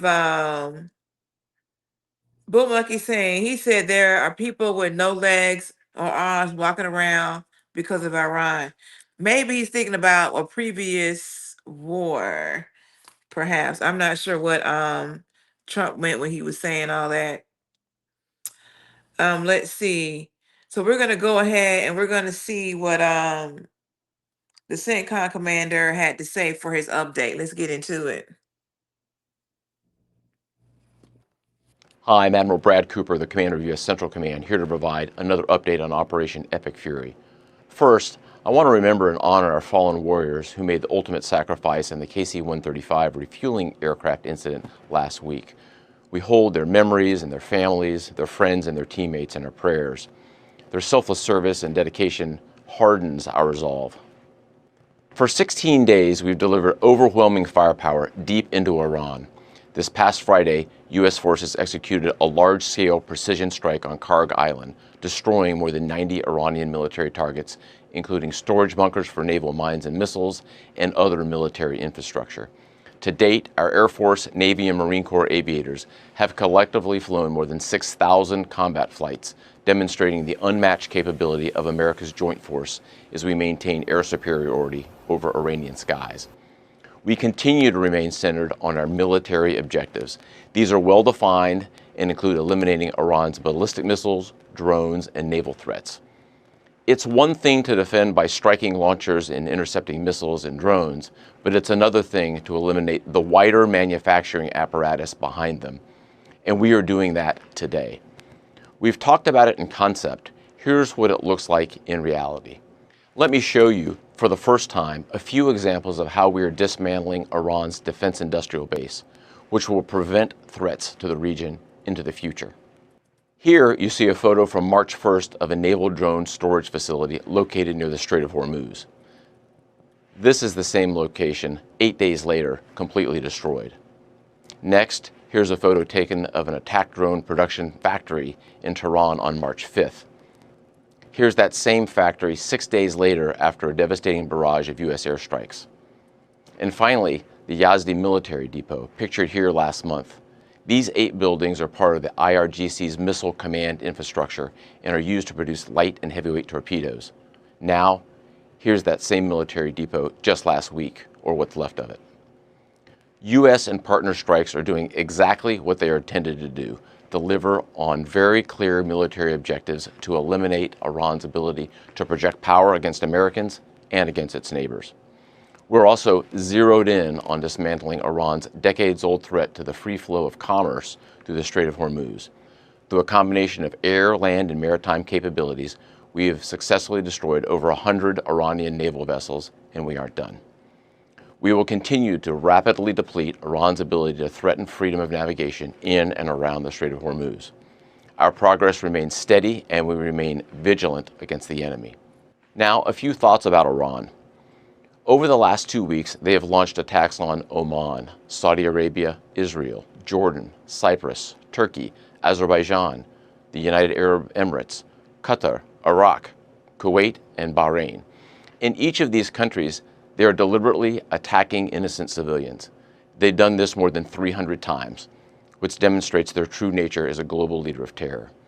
In just the last few days, the Iranian regime launched a reckless attack against civilian neighborhoods in Tel Aviv with cluster bombs, an inherently indiscriminate type of munition. We join countries across the region in condemning this aggression, and we stand shoulder to shoulder with our partners in bolstering our own defenses. In sum, I will reinforce what I've said before. Iran's capabilities are declining as our capabilities and advantages continue to build. And finally, I'd like to talk about the extraordinary 50,000 Americans who are deployed across the region executing this vital mission. It's long been my belief that every success we have begins and ends with our people. And today I'd like to recognize our unsung heroes, the sustainers enabling America's joint force to unleash this devastating firepower 24/7. To be clear, there's no other military on earth that does logistics like the U.S. military, and our team is at the top of their game today. They're managing distribution networks that span thousands of miles to ensure that munitions, fuel, and supplies reach warfighters on the front line on time, every time. To all our sustainers and logisticians, thank you and keep up the great work. And to the entire Operation Epic Fury team, keep pushing, remain steady, fight to win. Thanks so much and Godspeed. Okay, so they showed us what they, were able to, I guess, obliterate or eliminate, right? And Iran, they just keep coming back with more firepower. So they may not have all the intel. Okay. So what do we have here? We have Bull Monkey saying You know he's just gonna consider anyone with prosthetics as a failure or failed and weak warriors. Lord, I got you. Then we got Original Fall of Mine. Welcome to the check-in, saying, I don't care about Iran, but are they really attacking random innocent people? Why missed targets or propaganda? I mean, we just heard from someone in the chat that a hospital and a university was struck today. So that's not a military type of target, right? Then we have Grace Sergina. Welcome to the check-in, saying you are fighting this war on behalf of Israel to conceal Epstein files. That's only the reason of this war. A lot of people have said that. They're saying that you know, like you just stated here, that this war was to distract from the Epstein files, and yeah, that's what they're saying. And it's unfortunate for that, if that is true, that's very unfortunate. People are losing their lives over this. You know what I'm saying? On all fronts. So yeah, I have seen people mention that. Yes. What else do we have here? We have Lou is saying at Bull they should have a more 3D version for 64-bit. Purple Penguins, I reckon they are told a safe path to use for safe passage. Okay. They're talking about the folks who are going through that Strait of Hormuz with the mines in place. Okay. So next up, y'all, we have some question and answers from Ms. Carolyn Levitt, the press secretary. Let's see what she has to say. Preemptively, why is it fair for the president to expect NATO allies to help now after the fact? NATO allies benefit far more from the reopening of the Strait of Hormuz than the United States does. As you know, thanks to this president's energy agenda, we are a net exporter of oil. We have enough resources here at home for our people, and that's a good thing, thanks to President Trump. The Strait opening is obviously good for America because it will stabilize the global oil industry. It will bring prices down again, but it greatly benefits Europe and our allies in NATO, and the president wants to see them do more. Look, I think you guys know this. One of the president's guiding principles is fairness, and he's long called out NATO for being what he believes sometimes an unfair alliance for the American taxpayer and our American military.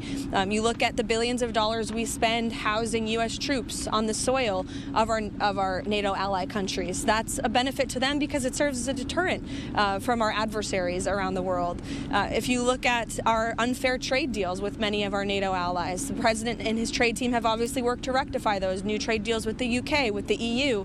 The president wants all of our alliances to be fair for the American people, for the American taxpayer, and I think he's right to call on them to step up and do more in this time. Follow-up. I'll ask one other question, leave that to others, which is very simply, can the president declare this war effort a success if the U.S. does not retrieve Iran's nuclear fuel?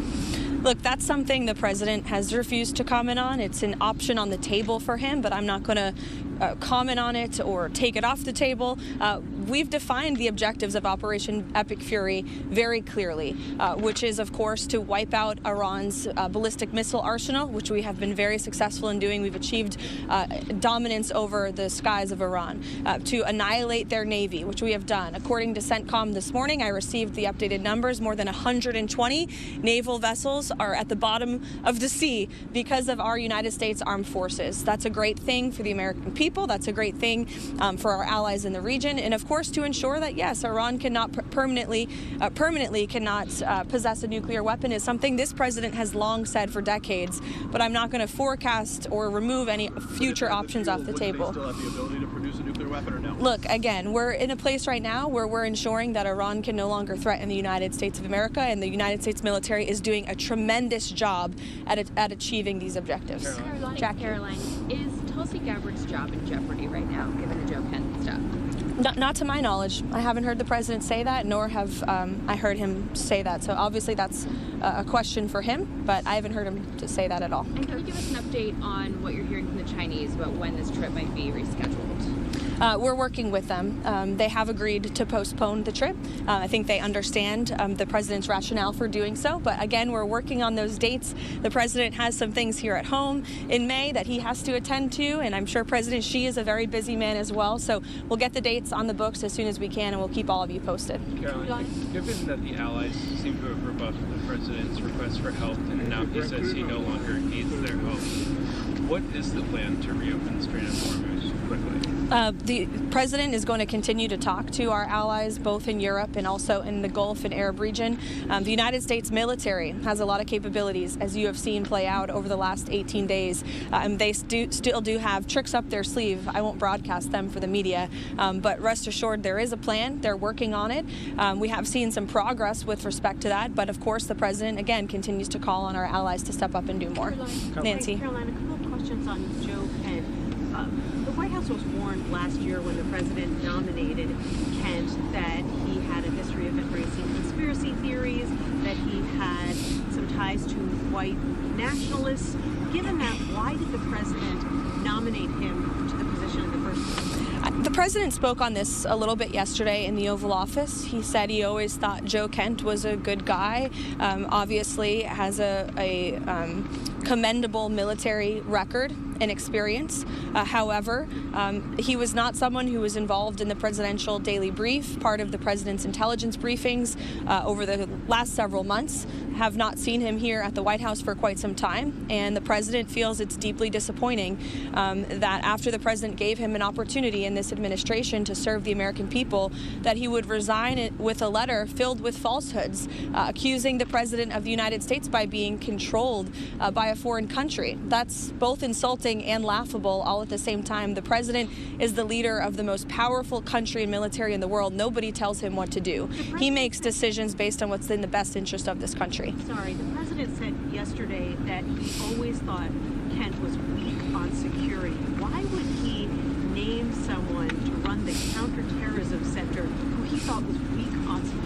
Again, I just told you, the president gave Joe Kent a chance. He thought he was a good guy with good military experience, and unfortunately, he proved he was not up for the job.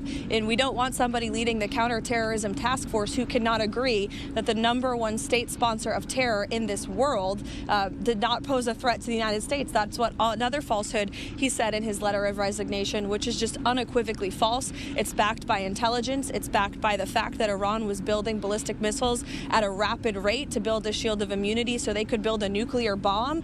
And it's backed by the fact that the president of the United States made the decision to attack Iran before they could attack American troops and our assets and bases in the region. And that was, of course, a good decision, not just for the United States, but for the rest of the world. It should be commended. It should not be degraded in the form of a resignation letter that's riddled with lies. Thank you. You know, Lou, I had the same question. Like, why would Joe Kent not be in these meetings regarding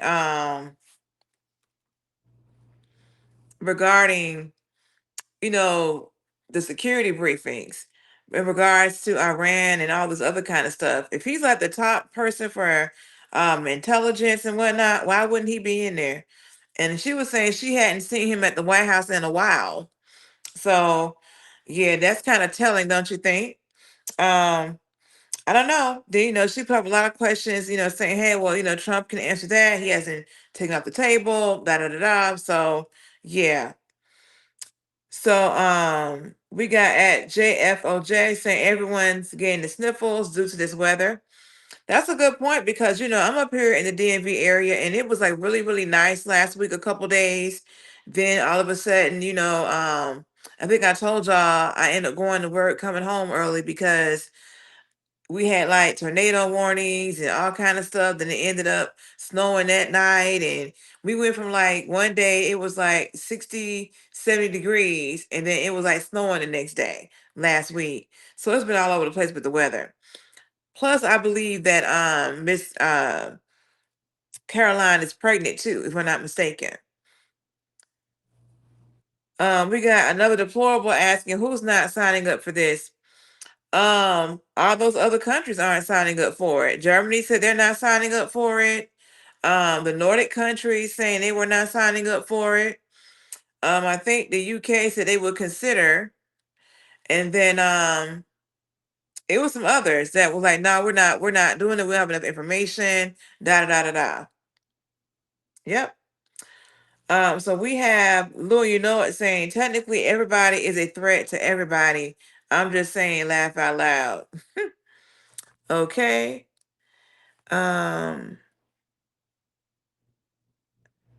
Let's see. Bull Monkey said, I bet the Chinese are over the moon that he's not coming. Mm-hmm. That wouldn't be wise for me to go at this time with all this going on. But yes, y'all. So we've heard what Miss Carolyn Levitt had to say. And what's interesting is that, yesterday was St. Patrick's Day. And so he had, I want to say, the Ireland Prime Minister there, and someone asked him about Ireland's lack of support for everything. So let's check out what was said about that. Mr. President, on fuel prices, what do you have to say to the people in Ireland who are paying sky-high prices because of your war in Iran? Well, I think the people in Ireland are very happy that I'm getting rid of, I have a lot of friends from Ireland, they're very happy that I'm getting rid of a nuclear power, a nuclear terrorist, and as soon as that war's over, which will be soon, your prices are going to drop like a rock. You watch. I've been very good at predicting. In the back. Mr. President, what do you think about our president's comments that... That's the original video, y'all. Can you speak? You're speaking right into your phone. Mr. President, how do you respond to the and consulate in the Kurdistan region? You want to answer that? Yeah. Do you want to? Yeah. The state has control over the embassy. Look, there have been a lot of militia attacks against our base or our embassy in Iran. I think Marco's done a good job of limiting the number of people who are at that embassy so we can provide essential functions but also protect our people. But it goes to show there are a lot of terrorists in that region of the world, and we've got to eliminate them when we find them. And you can't give them nuclear weapons.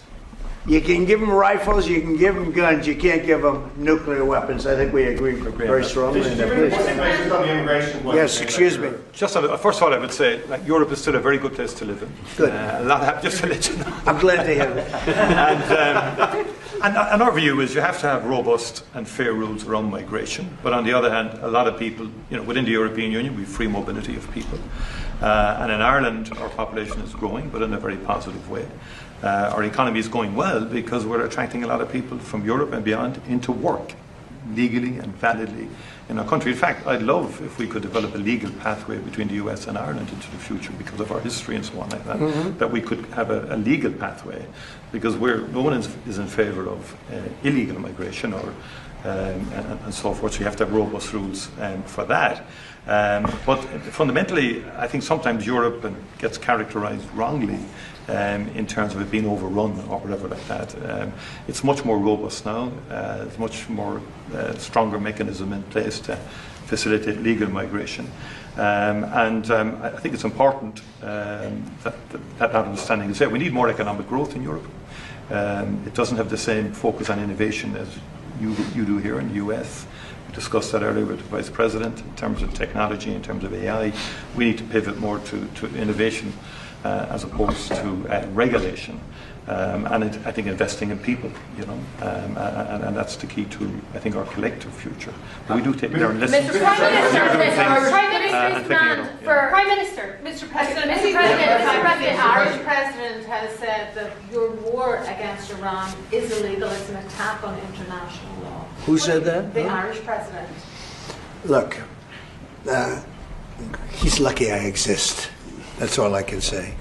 Because if you're going to allow countries that are sick and demented, and they are demented, to have nuclear weapons, everybody in the whole world should be very thankful. And I'm disappointed in NATO, very disappointed. I'm disappointed in a couple of other countries too. But they should be very thankful that this group of people feels the way we do. Because if a country like Iran was allowed to have the power of a nuclear weapon, if we didn't stop them, I stopped them twice. I stopped them my first term when I terminated the Iran nuclear deal, which was Barack Obama's deal. It was maybe the worst deal I've ever seen. It gave everything to Iran, including billions of dollars in green cash. I don't mean cash, I mean green cash flown over by airplanes. I can't to this day believe that was allowed to happen. And come to think of it, it would be a good thing for somebody to look at. Does the president have the power to hand hundreds of millions of dollars of cash to terrorists? But it began with that, and I terminated that deal. If I didn't terminate that deal, we might not be here right now. If I didn't terminate that deal, unbelievable nuclear holocaust would have taken place. And then I did it a second time when we hit them with the B-2 bombers, and we totally obliterated their potential nuclear weapon that they would have had in less than 1 month. They think 2 weeks, but in less than 1 month. And it would have been, I believe it would have been a much different world than it is right now. We have to go. We're going to a lunch, so maybe we'll take one more nice question. Can I ask you how you're doing with your legal case against the BBC and their fake news documentary? Well, the BBC. Okay, y'all. So that's what Trump had to say in regards to Ireland, with the Ireland Prime Minister sitting right there next to him. But he mentioned about Obama sending planes of cash over to Iran. So I got a little bit of information on that.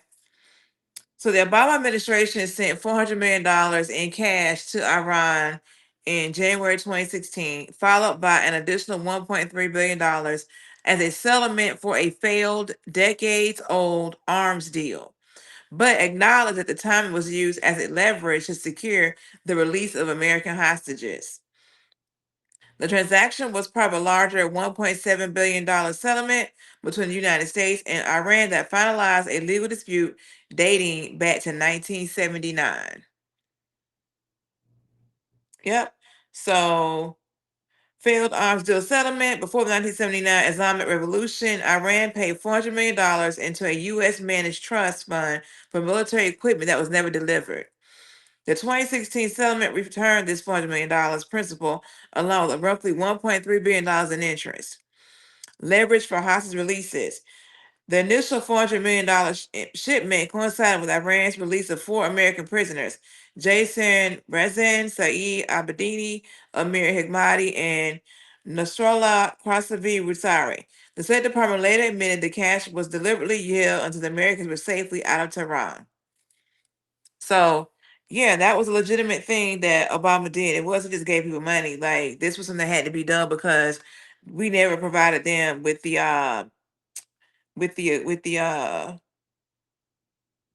ammunition. So there you have it. So we have Purple Penguin saying it's called Epic Fury. So when you search Trump EP, it autofills to Epic Fury instead of Epstein. Interesting. Then we have Ronald Station, welcome to the check-in, saying horse poop.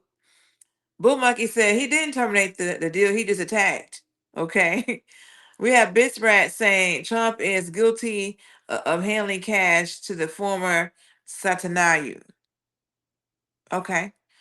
Bull Monkey saying the money was theirs, though they paid for goods and didn't get them. That's right. Yeah. Then Lou, and you know, I said, was that part of what part was that part of Iran Contra Oliver North situation? I am not familiar with none of that. Okay. So we're gonna switch gears. And so we have another video, and I can't read my handwriting, y'all. Let's get into it. The speaker has got the easiest job of anybody in government. He's got a majority of 2. Okay, this is the video where me and Bullock was talking about how he was talking about this man that had a terminal illness, okay? And he hadn't even shared this illness. So, check this out. I don't like to say 1 because it varies, but between 1, 2, and 3. And I think you're the only man that's ever lived that's able to be very happy about it. In fact, when we get up to 3, you know, every once in a while we get up to 3. Actually, for a period of time, we had it up to 4, and then we had a death, And death is very bad when you're the speaker and you have a majority of 2 or 3. But we had a death, and then we had another death, and we had some things, and but we're looking very strong. We had one man who was very ill. It looked like he wasn't going to make it. I don't know. I won't mention his name. Should I? Do other people know his name? Do you want to mention it? He'll be proud. Go ahead. Tell him the story. Okay. Well, thank you, Mr. President. Congressman Neil Dunn of Florida had some real health challenges, and it was very serious, and had a pretty grim diagnosis. And I mentioned it to the president, and I said, Congressman Dunn is a real champion and a patriot because he's still coming to work. And if others got this diagnosis, they would be apt to go home and retire. And what was the diagnosis? It was, I think it was a terminal diagnosis. He would be dead by June. Okay, that wasn't public, but yeah, okay, that's it was grim. That's what I was going to say. I don't think with a heart problem, by the way. This was a heart problem. So, the long story short, the president called him to encourage him and thank him, and they had a conversation. And the president mentioned in the course of the conversation, you know how to get my doctors involved, and they did. And within a number of hours, they took him to Walter Reed Emergency Surgery. The man has a new lease on life. He acts like he's 30 years younger, and he walked into the conference meeting, and we thought we'd seen a ghost. And I spoke with him over the weekend, and he's encouraged and thankful, and he thanks the president for his leadership and intervention. And thank you. He actually called Mike called me, and he said, "Sir, we're up by 3, but we're going to lose 1 by June." I said, "Who?" Neil Dunn. He's a great congressman, incredible. He called to say that he was terminal, really bad heart. There's nothing they can do. I said, "That's bad. Number 1, it was bad because I liked him. Number 2, it was bad because I needed his vote." But he really said, "Mike, I'm going to last this out for the president and you, and however long I live," I mean, it looks like June is the time, but however long I live, I'm going to be voting for you. I mean, how many people are going to say that? Most of them are going to say, "Mike, I'm retiring immediately. That's the end." He's an extraordinary man. But he didn't do that. It was really impressive. And then I realized I have doctors in the White House. The White House doctors are incredible. And they've helped me with other people. They're helping me with people right now. People that are very sick are like they're miracle workers. And I said, I have to call them. And I called the 2 doctors. They're both great. And they immediately went over to see the congressman. And he was on the operating table like 2 hours later. Yeah. And it was a long operation. They gave him more stents and more everything that you could have. I think he's got everything that you could possibly have. And they called up. They said, "Sir, I think he'll be fine." I said, "You got to be kidding." He said, "I think he'll be fine." And Mike was telling me the story that the other day he came into a meeting for the first time in a long while. Go ahead. Well, it was incredible. I mean, he has a new lease on life. He has more energy than a man half his age, and very encouraged and encouraged all of us. So, again, a testament to great leadership. And he's, my hat's off to Neil Dunn and his beautiful wife and family. He's an extraordinary individual. And just, because I don't want to have a terrible story about this, I did it for him first and for the vote second.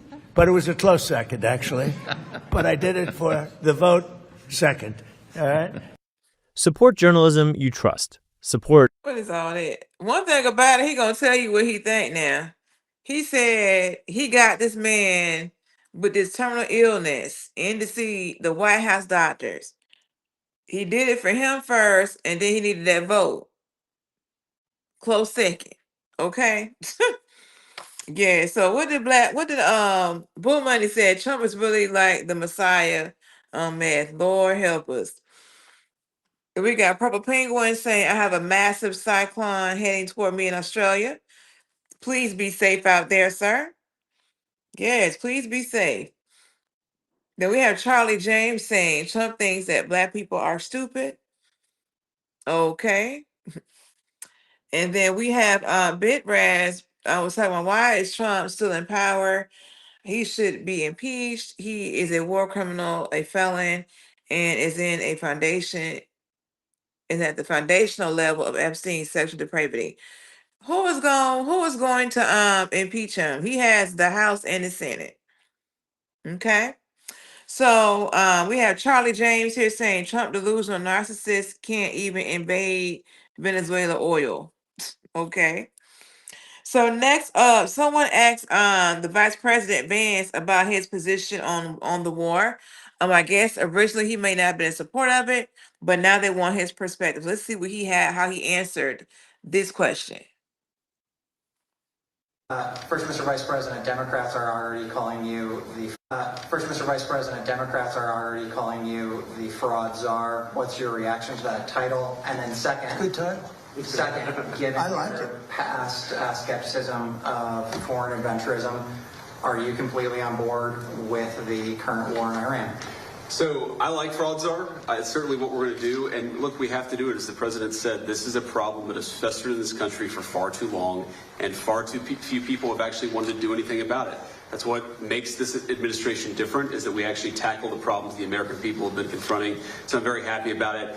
And look, I think that I know what you're trying to do, Phil. You're trying to drive a wedge between members of the administration, between me and the president.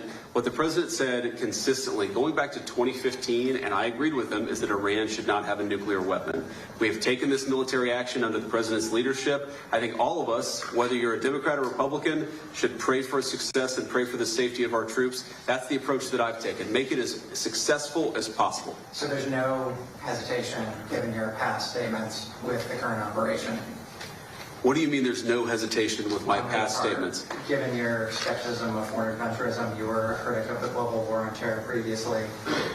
Well, I think one big difference, Phil, is that we have a smart president, whereas in the past we've had dumb presidents. And I trust President Trump to get the job done, to do a good job for the American people, and to make sure that the mistakes of the past aren't repeated. Absolutely. Thanks, sir. Look, JD's been great, but here's the simple thing, and I have, some people, I don't want wars. I want wars less than almost anybody. Okay. So he answered that question very eloquently, don't you think? Vice President Vance, very eloquently. He wasn't going to go against, the president. So he had to, respond in the right way. Okay. So we have here Purple Penguin saying a cyclone is a southern hemisphere hurricane. They rotate opposite. Interesting. And then Lou was saying random thought. What if it happens right on the equator? I don't know. Boom Lucky said, look at all that junk that's been placed around him. You know what? I noticed that as well. He had a lot of pictures on that desk behind him. And that got my attention today, as a matter of fact. Then we got Dr. Mari Ori, 2025, saying TBS. Bumlucky said, I don't remember it looking so crowded before. I don't think it did either, to be honest with you. So maybe he has like photos of his family. I saw like older pictures back there when I looked. So yeah, that's how he's decorating, I suppose. So y'all are gonna find a little bit of humor in this next video. Stay to the end for sure of it. Someone went out to Pennsylvania to talk to folks about the gas prices and get their opinion on the war. And you're gonna be quite teased with what they have to say. Let's keep it going. We're down lower than we've been in 7 years in gasoline prices and oil prices, not just the 3 states that I talk about with $1.99 a gallon. How would you like to have $1.99? That's the equivalent of a very major tax cut. Welcome back. Now, that was President Trump in Pennsylvania back in December, touting low energy and gas prices. Today, the average price for a gallon of gas in Pennsylvania is $3.76, according to AAA. That's higher than last week, and it's up more than 60 cents from a month ago. NBC News senior national politics reporter John Allen has been speaking with Pennsylvania voters. He's been out kind of on a road trip here in Millersburg, about 25 miles north of Harrisburg. He joins me now. And John, I understand you're sort of in a Trump supportive part of Pennsylvania, and there are a lot of those in Pennsylvania. What are you hearing about how people there are feeling about gas prices, and are they factoring that in and how they view the war in Iran? Well, first, Kelly, I would be remiss if I did not wish Kelly O'Donnell a happy St. Patrick's Day. Right back at you, my friend. Happy St. Patrick's Day. I'm genetically required to be in green. Pennsylvania. And I'm I sorry. Go can't see ahead, you right John. now, Go but ahead. I'm You're sure on the you road look trip lovely here. and green. Okay, so I'm in Millersburg, Pennsylvania. The reason I'm here is it's a swing district, Pennsylvania's 10th district in a swing state. President Trump won this district by about 5 points, but the local congressman, Scott Perry, is in danger of losing the midterms. And we wanted to talk to people about their feelings about gas prices, about the war. You mentioned Pennsylvania's average gas price, about $3.76 a gallon right now. We went to like the cheapest place around, $3.54.9 a gallon here, and talk to folks. Better you hear from them than from me about how they're feeling. Let's roll the tape. The decision to strike Iran. It was a great decision. I think somebody else should have done it a couple of years ago, the last 3 other presidents. Are you willing to pay higher prices at the pump if that's the cost? Yeah, I'm willing to pay a little more, yeah. What do you think about the war? I think he's doing the right thing. You know, in the long run, it's going to help us out because if they get nuclear weapons, we might not even be here in a couple of years. So I think he's doing a good job.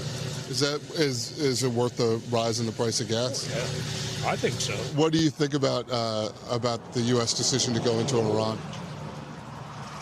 I think we got to do what we got to do to keep this country safe. So, and if it means paying a little bit more in gas right now to keep everybody safe, then that's what we got to do. And eventually they'll come back down.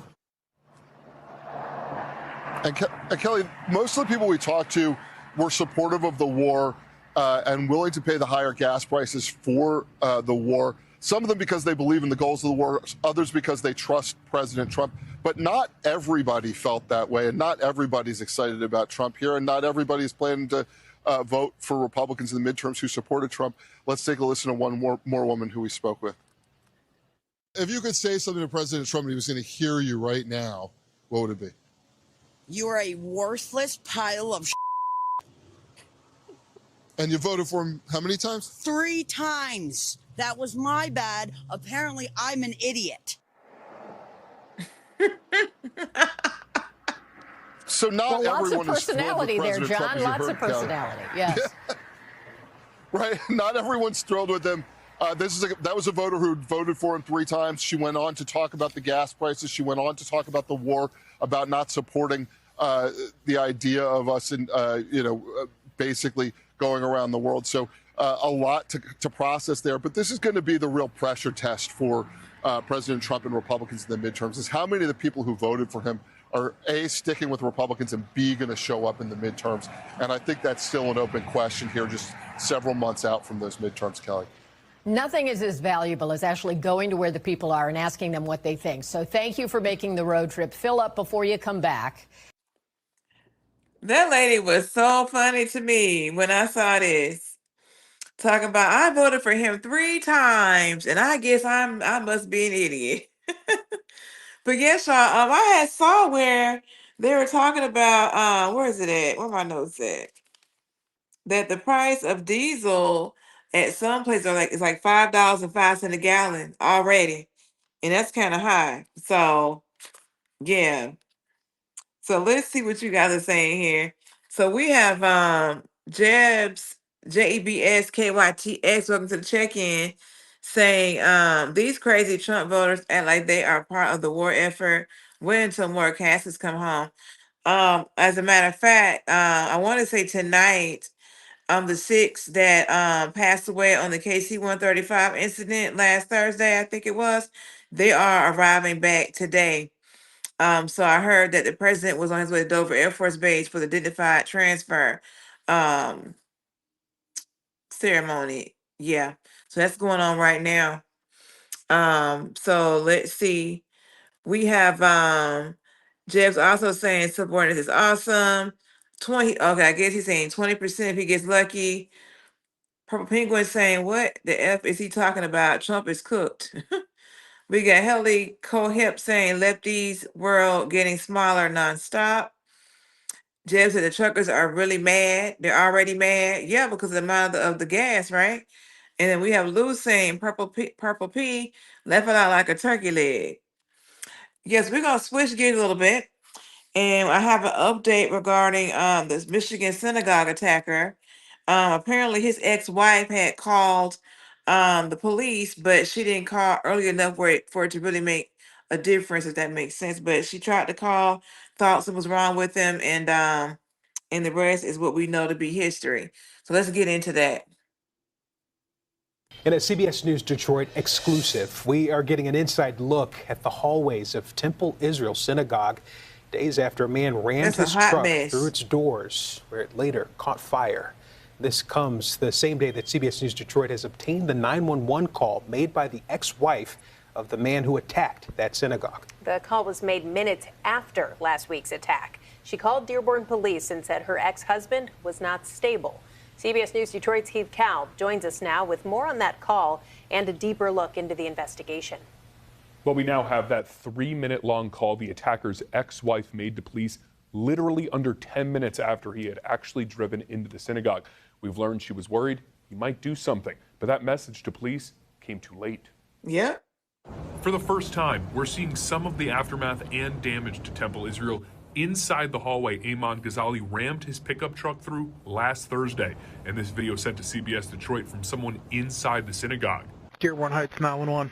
Also new Monday, we've received the 911 call made from the attacker's ex-wife to Dearborn Heights police just minutes after he had targeted Temple Israel. His name is Ayman Ghazali. She told dispatchers she was worried about Ghazali's mental health state after his brothers in Lebanon and 2 of their children were killed by an Israeli airstrike days before.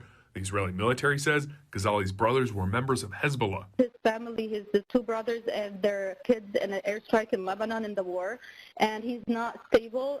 He texted me, he sent me a voice message right now. The 911 call was made at 12:26 p.m., 7 minutes after Ghazali drove into the synagogue. His ex-wife seemingly didn't know what happened, but was worried the 41-year-old man was not stable. I've been calling him. He's closing the phone. I talked to him for a little bit. I feel like his voice is not stable, so I just want to make sure he's okay.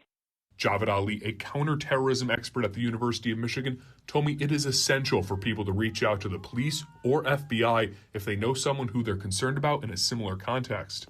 Had she placed the call a few hours earlier, would it have made a difference? We don't know. But in the case of Ayman Ghazali's ex-wife, she may not have known until moments before his attack that he was on the verge of what could have been a mass casualty event at Temple Israel. Because as the timeline that FBI Detroit showed, that he went to Temple Israel at 10 o'clock in the morning, then he sat in the parking lot for 2 hours and must have been thinking about what he was doing, and maybe he was making these phone calls to people. Now, there is so much we will likely never know because Ghazali is dead, but the FBI continues to investigate what led up to the attack, which they've called a targeted act against the Jewish community. Heath Kalb, CBS News, Detroit. Wow, I know that she probably feels some kind of way because, this man, well, I don't think that many people got harmed in it. I think some folks got sent to the hospital for smoke inhalation. But yeah, like it's just very sad all the way around. I see you guys are talking about in the chat about the price of diesel. Bull Monkey said that for the first time ever, the price of diesel passed the price of gas. The difference is not great, but it's odd. Yep.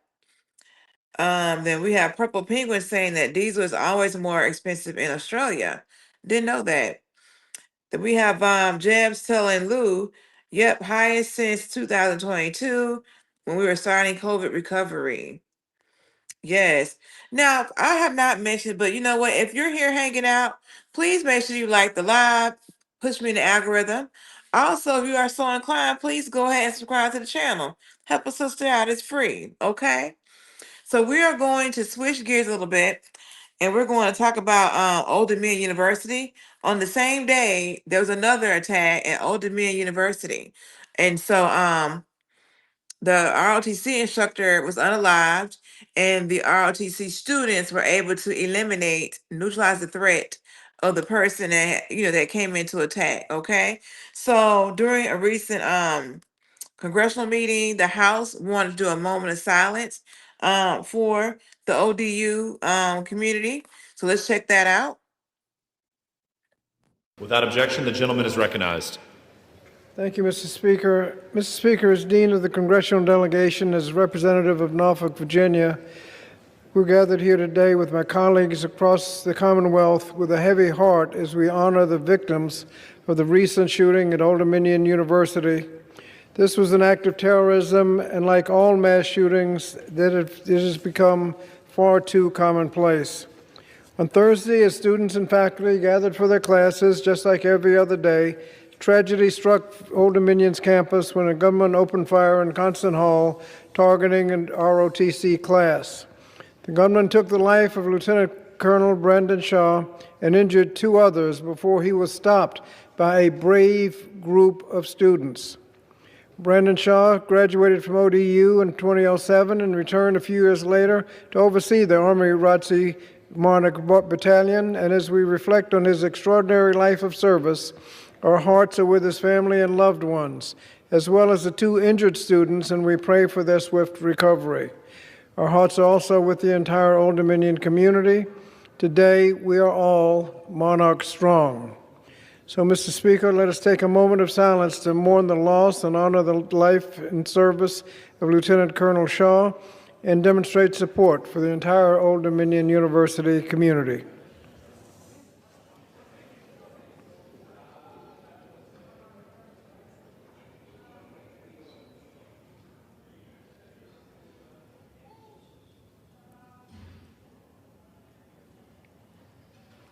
Thank you, Mr. Speaker. I yield back. I thought that was kind of nice for them to, come together to do that in honor of the Old Dominion University community. So next up, we're gonna have a little bit of a update on the Old Dominion University shooting itself, and we'll get to learn a little bit more about the person who was, the victim here. So let's get into that. Classes are canceled at Old Dominion University in Norfolk, Virginia, after a deadly shooting rocked the campus on Thursday. The FBI is investigating it as an act of terrorism. And we're learning more about the local man identified as the gunman. So according to investigators, 36-year-old Mohammed Baylor Jallo is from Sterling, and he opened fire yesterday morning in a classroom. The FBI says he targeted the ROTC class. A group of students stepped in to stop the attack, and Jallo was killed. He was a former Army National Guards member and was arrested in 2016 for attempting to support the terror group ISIS. Jallo was convicted and served 11 years in prison before his release in 2024. ROTC instructor Lieutenant Colonel Brandon Shaw was killed in the shooting. 2 other people were injured. Last night, the FBI SWAT team swarmed Jallo's home in Sterling. We saw investigators going in and out of the home collecting evidence. A motive for the shooting is under investigation. This morning, we are hearing from one of the fathers of a student who was inside the classroom when that attack began. Yeah, News 4's Megan McGrath is live in the suspect's neighborhood in Sterling, where the FBI was yesterday. Megan, good morning. Well, good morning. Investigators say the gunman, Mohammed Baylor Jallo, specifically targeted that ROTC classroom inside the business school building, that he walked into the classroom, he opened fire, killing the instructor and wounding 2 others. Now, we are learning more about the victims in this, and we're also learning more about what students in the classroom did to stop the gunfire. Lieutenant Colonel Brandon Shaw is the instructor who was killed. Shaw was a professor of military science and a department chair with Old Dominion University's ROTC program.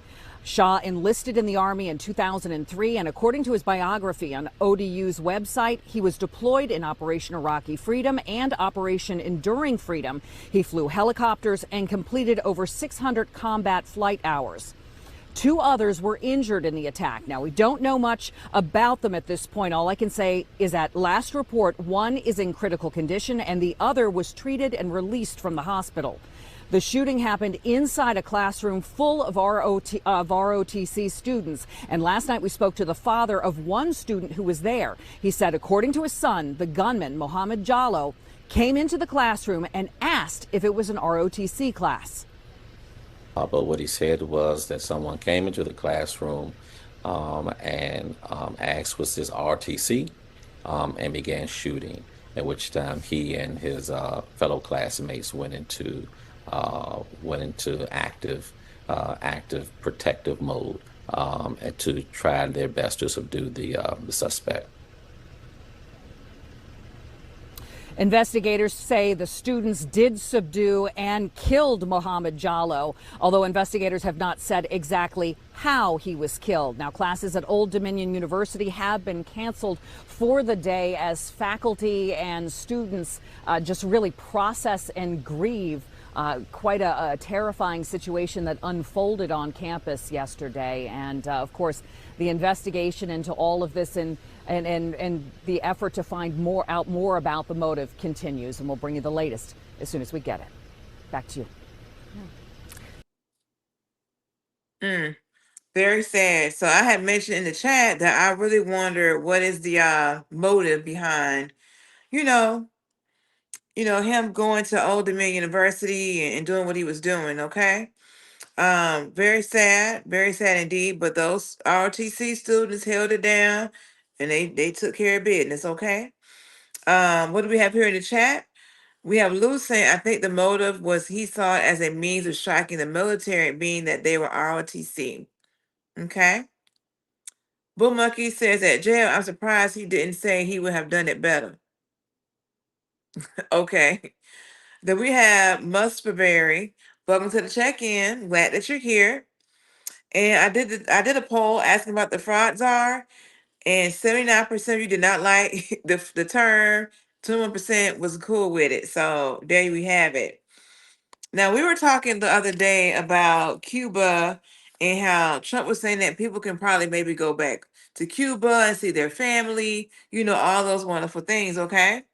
And I realized that these people apparently haven't had the Venezuelan oil in a minute. So they're actually experiencing a blackout right now. And Trump was making comments to the effect of like, yeah, I might get rid of them. I might do X, Y, Z, I don't know. And I'm like, okay, but it's interesting because they need the help of the United States, but I think they are siding with with Iran, what's going on over there. So let's go ahead and get into that. Pro-democracy protests are erupting as the world watches on social media. This isn't Iran, though it's happening in Cuba. In the streets, people are chanting, "Long live Trump," and setting fire to Communist Party headquarters. Cubans have reached their limit, tired of empty store shelves and homes left in the dark. It will be 2 or 3 days without electricity, and what little we have to eat spoils. Nobody says anything, and nobody has answers for anything. Cuba has depended on Venezuelan oil just to keep the lights on. The U.S. stopped those shipments in January, causing the power grid to fall apart. Now blackouts are sweeping across the island. Recently at the Shield of the Americas summit in Florida, President Trump spoke about remarkable changes in Venezuela and added he hopes to see the same happen in Cuba. They're very much at the end of the line. They have no money, they have no oil. They have a bad philosophy, they have a bad regime that's been bad for a long time. In the Oval Office Monday, Trump shared about what might be ahead for Cuba. Whether I free it, take it, I think I could do anything I want with it. You want to know the truth? Cuban leader Miguel Diaz-Canel admits he's talking with the U.S., trying to find a way forward between the two countries.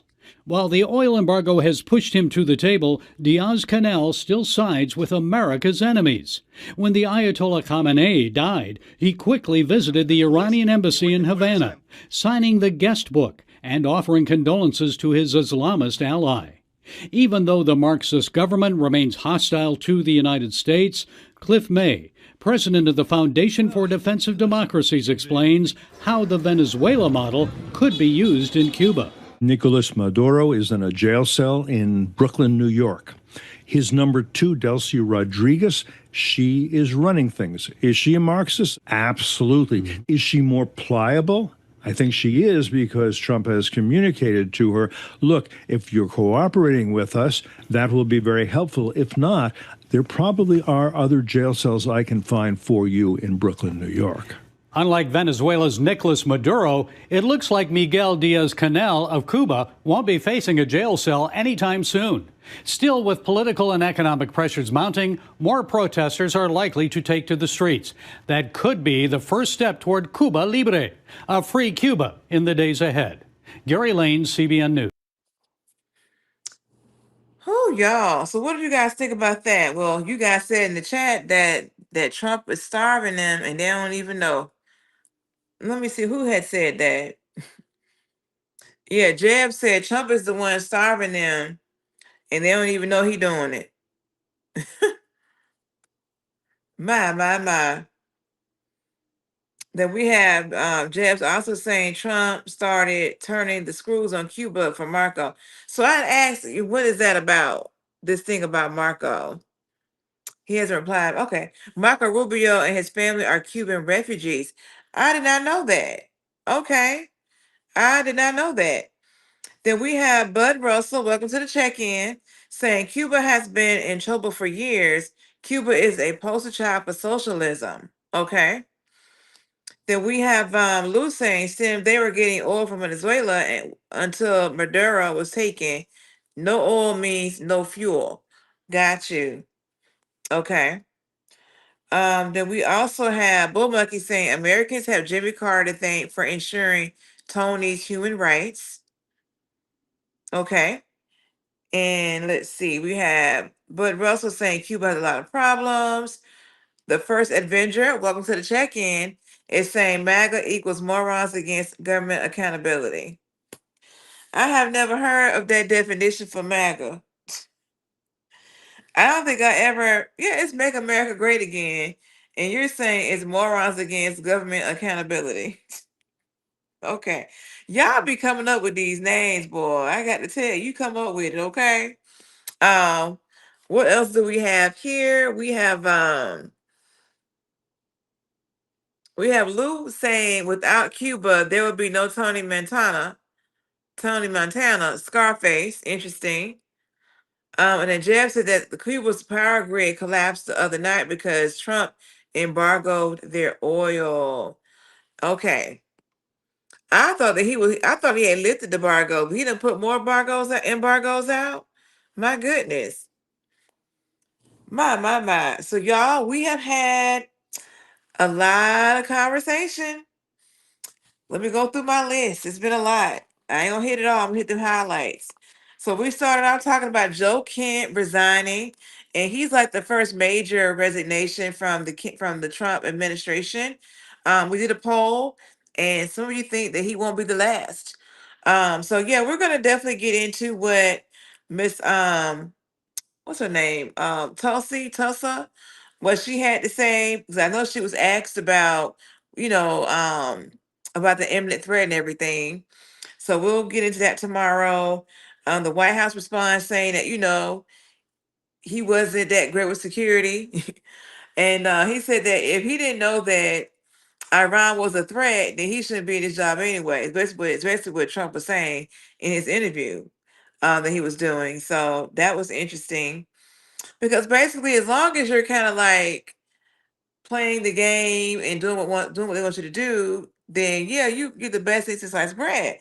But when you speak out against them,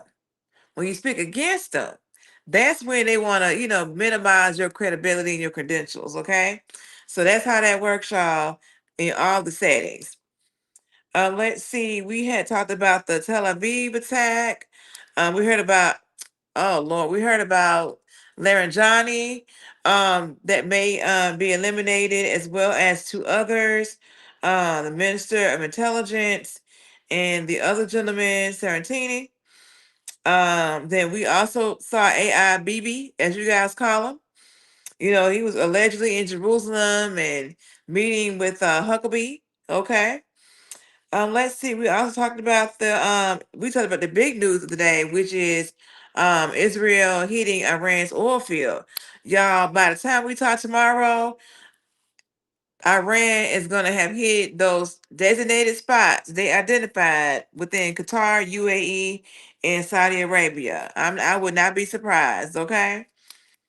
And let's see. They were kind to say, hey, you need to evacuate. But we also talked about, let's see, the UAE having to close their airspace. We talked about Carolyn Levin and her commentary with the press, giving her responses. And let's see, we talked about the updates regarding Vance's position on the war, as well as updates regarding the Michigan Synagogue attack and the Old Dominion University Synagogue. Oh, I'm sorry, the Old Dominion University attack, not a synagogue. Okay. And then, yes, Cuba not having any power, and possibly Trump doing what he want to do with Cuba, according to him. So we've had, like I said up front, a jam-packed day with all these different topics, y'all. It's been a lot going on. Okay, what are you guys saying here in the chat? We have Jeb saying that Cuba, and he says, no, Cuba is not socialist. It was trying to be a true communist nation, no government at all. Interesting. But Russell says, funny how they relate MAGA to this. Okay, at Jeb's, Cuba is socialist. Okay. We have MP Seattle saying communists have rebranded themselves as democratic socialists. I didn't know that. Jeb says that Kent still gave Trump an out in his resignation letter saying Trump was being lied to. Okay. That was kind of him to do that. I didn't catch that though, but thank you for pointing that out. We have Bud Russell saying people been living in poverty in Cuba before Trump. Okay. Jeb says that Jebs is saying to Bud Russell, Google is free. Use the search term, what is Cuba's government? Not Google is free, y'all. Okay. We got Lou saying, laugh out loud at Jeb. Yeah, that was interestingly clever. And what else we got? We have Bull Monkey saying, at Jeb, they have socialist ideology, but their investments in their professional talent pool was hemorrhage as professional people were lured away to join the capitalist dream. Jeb says, I did before I corrected you, Bud Russell. And Bull Monkey, once again, use Google to chat. Bull Monkey said, piss off, are you not Robert? Question mark. Y'all are something else. Okay, y'all. So I'll be back tomorrow night, 7:15 p.m. Eastern. Okay. So we'll have more things to talk about. And I should be on time because I am going to be working from home tomorrow because I have a medical appointment that I got to go to. So no train ride for me. So with that, you all have a great night or a great morning. And I will see you on Thursday, 7:15 p.m. Eastern Standard Time. Bye.